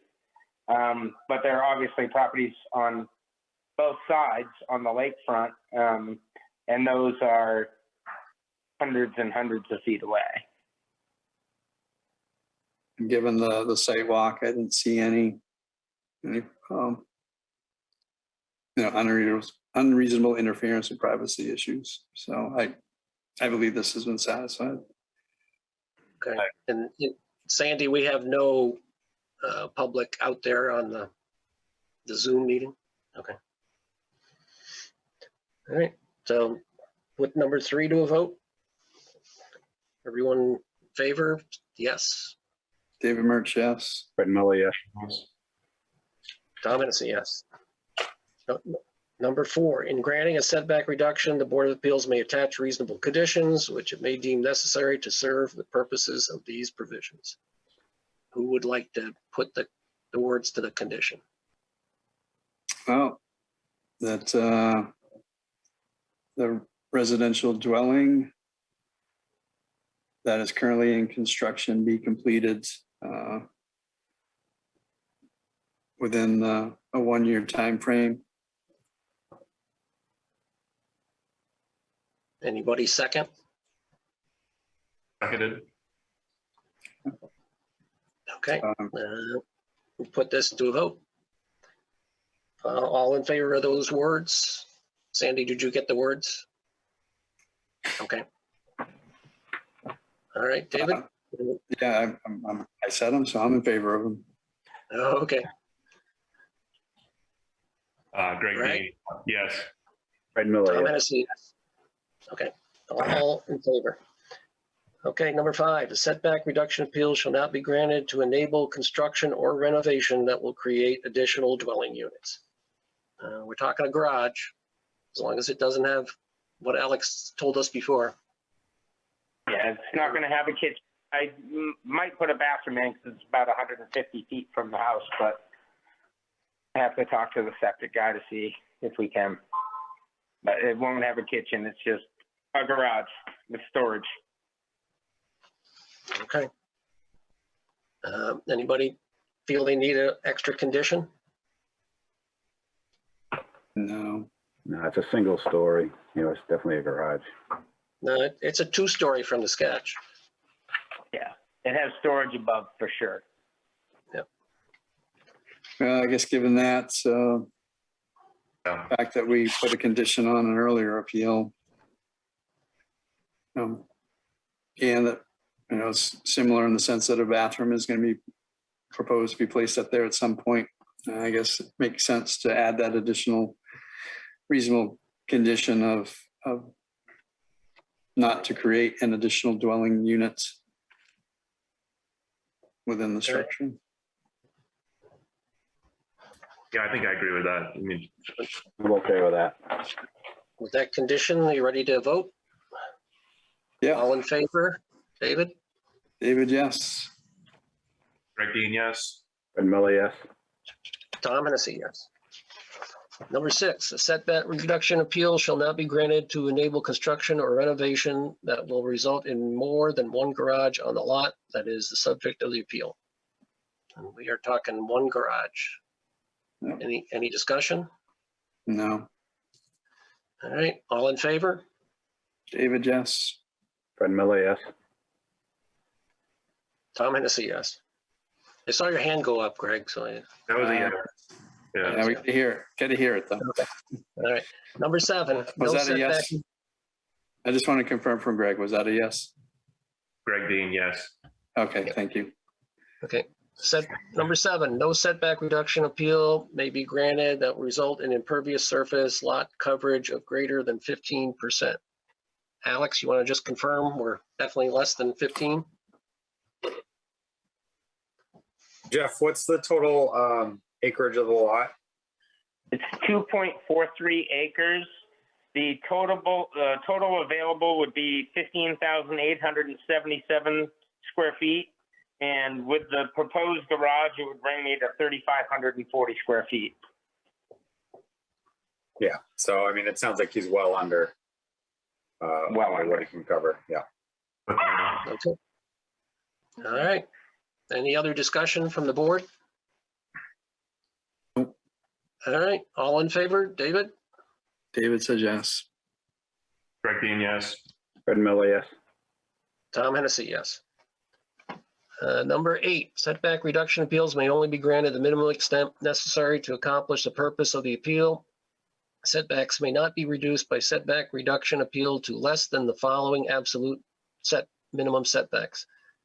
Front yard 15, side yard 10, rear yard 15. And we are talking only basically front yard on this particular case. Okay. And I'm reading the- request, Oh, sorry, the Tom. request is for 15. So we're at the maximum from what I understand. I Any would say discussion? based on the site walk and the information provided, that does seem to match. I believe that's the appropriate amount, given what we were presented both at site walk and with the provided information. Yeah, I Any agree. other board? Yep. Fred, any discussion? No, I'm okay. I agree. Okay. Let's put it to a vote. Anybody, all that agree that number 8 has been met? Yeah, David says yes. Greg Dean, yes. Fred Miller, yes. Tom Hennessy, yes. Okay. I think we passed. Do we have to open anything else, David? No, we just have to, we believe we've met all the individual conditions. We just need a final motion to approve this appeal, given the two, a motion to approve this appeal with the two reasonable conditions of number 1, having the residential dwelling completed within a 1-year time frame, and number 2, the garage will not include an additional dwelling unit within it. So that would be, I would make a motion to approve this appeal with those 2 reasonable conditions. Seconded. All in favor, David? David says yes. Fred Miller, yes. Greg Dean, yes. Tom Hennessy, yes. Yeah. So Jeff, your appeal for setback variance has been approved. All right, see the thumbs up. Awesome. Great. Well, Alex, I'll work on getting you drawings from the architect now so we can get a building permit. Thank you very much. All right, excellent. Just set up a Zoom with him. Somebody show me how the hell to use. And Jeff, thanks for providing a survey. You're welcome. Yes. Definitely makes it easier on you for sure. Thank you. Thank you. So our final item tonight under new business is a public hearing. Applicant Deborah Haas Wilson et al., location 184 Deep Cove Road, map lot 061, 38, 39, and 40. Zone is in LRR2. A site walk was conducted on this property on Saturday, May 21st at 10 a.m. May 21st, 2022 at 10 a.m. All board members were present. However, no one was there to speak on behalf of the appellant. Is there anyone here tonight able to speak on this appeal? I see a Pete as part of this Zoom meeting. Pete, are you here to speak on behalf of this appeal? No. Oh, sorry. It's our Pete. Sorry, Pete. No worries. Interesting. We don't have anybody here, it appears, to speak on behalf of this. Sandy, I just want to get for public record, do we have confirmation that information went out to this appellant with regards to the site walk as well as with regards to this meeting tonight? Went out to them the same as it went out to every other applicant at the same time, Okay, and nothing came back in the mail to me. okay. So I guess I need feedback from you, Sandy, or Alex as to how specifically to move forward with this. I don't know if we table this in anticipation they can come back for our next meeting, if because they're not here as well as weren't at the site walk, that we just no longer, if we deny this. I'm not really sure. I would suggest that you table and give them one more opportunity to show up at the next meeting before you deny. If it's denied, it's like there's a whole year, right, that has to go by. Yeah. Okay. That's right, Greg. Yeah. Sandy, can you send them another email or notice or something? I shouldn't say email, something by mail, just to let them know. I will, and I had mailed all of that information out to them as well, Yeah. just like everybody else. But yes, I will take care of that tomorrow. Thank you. I do see an email address. I don't know if it's appropriate to send something to the email address or perhaps to contact the phone. I don't know if that's appropriate, but if so, perhaps you could do that as well. Yeah, I'll try. God, I'll try calling her. Okay. Yeah, very good. Perhaps there's been some situation with regards to the, this appellant that makes it difficult or not possible for them to be available. Yeah, because they were right on top of wanting to get it in time to be on tonight's meeting. So I don't know if something has happened. Okay. Yeah, very good. So I agree, Alex. We will give them definitely an extension on this, or at least I'm in agreement of that, but the board has to make that final decision. Tom, Greg, Yeah, you got to make a motion if you're going to table it or what you're going to do. Yeah. You looking for a motion or you just want discussion? Let's do a quick discussion and then a motion. I mean, are you guys good with tabling it, or do you want to just? I'm okay with tabling it. Yeah, that's my preference. That doesn't seem helpful to deny somebody that could be some sort of circumstance we don't know about. And they obviously weren't there, not here. Yep. Tom? I'm good with tabling it. Okay, so I'll make a motion to table this this item until our next meeting. Do I have a second on that? I'll second. Okay, any further discussion? Very good. All in favor of tabling this item? David Murch, yes. Greg Dean, yes. Tom Hennessy, yes. And Miller, yes. Okay, very good. Item has been tabled until our next meeting. Next on our agenda, Code Enforcement Officer Communications. Alex? I don't have much to communicate really at this point. We're kind of in peak season right now, so things are busy as far as permit applications go. And fortunately, now that we have two code officers, typically this time of year, what's happened historically has been, once the busy time of year comes, enforcement slows because we just don't have the time to do any enforcement related stuff. But now there's two of us, we're able to kind of do both at the same time, a little easier. So enforcement stuff is continuing. We've got quite a few violations that we're managing, I guess you could say. So there may be more administrative appeals coming, unfortunately. More than just Fernwood and Whitetail. But I would hope.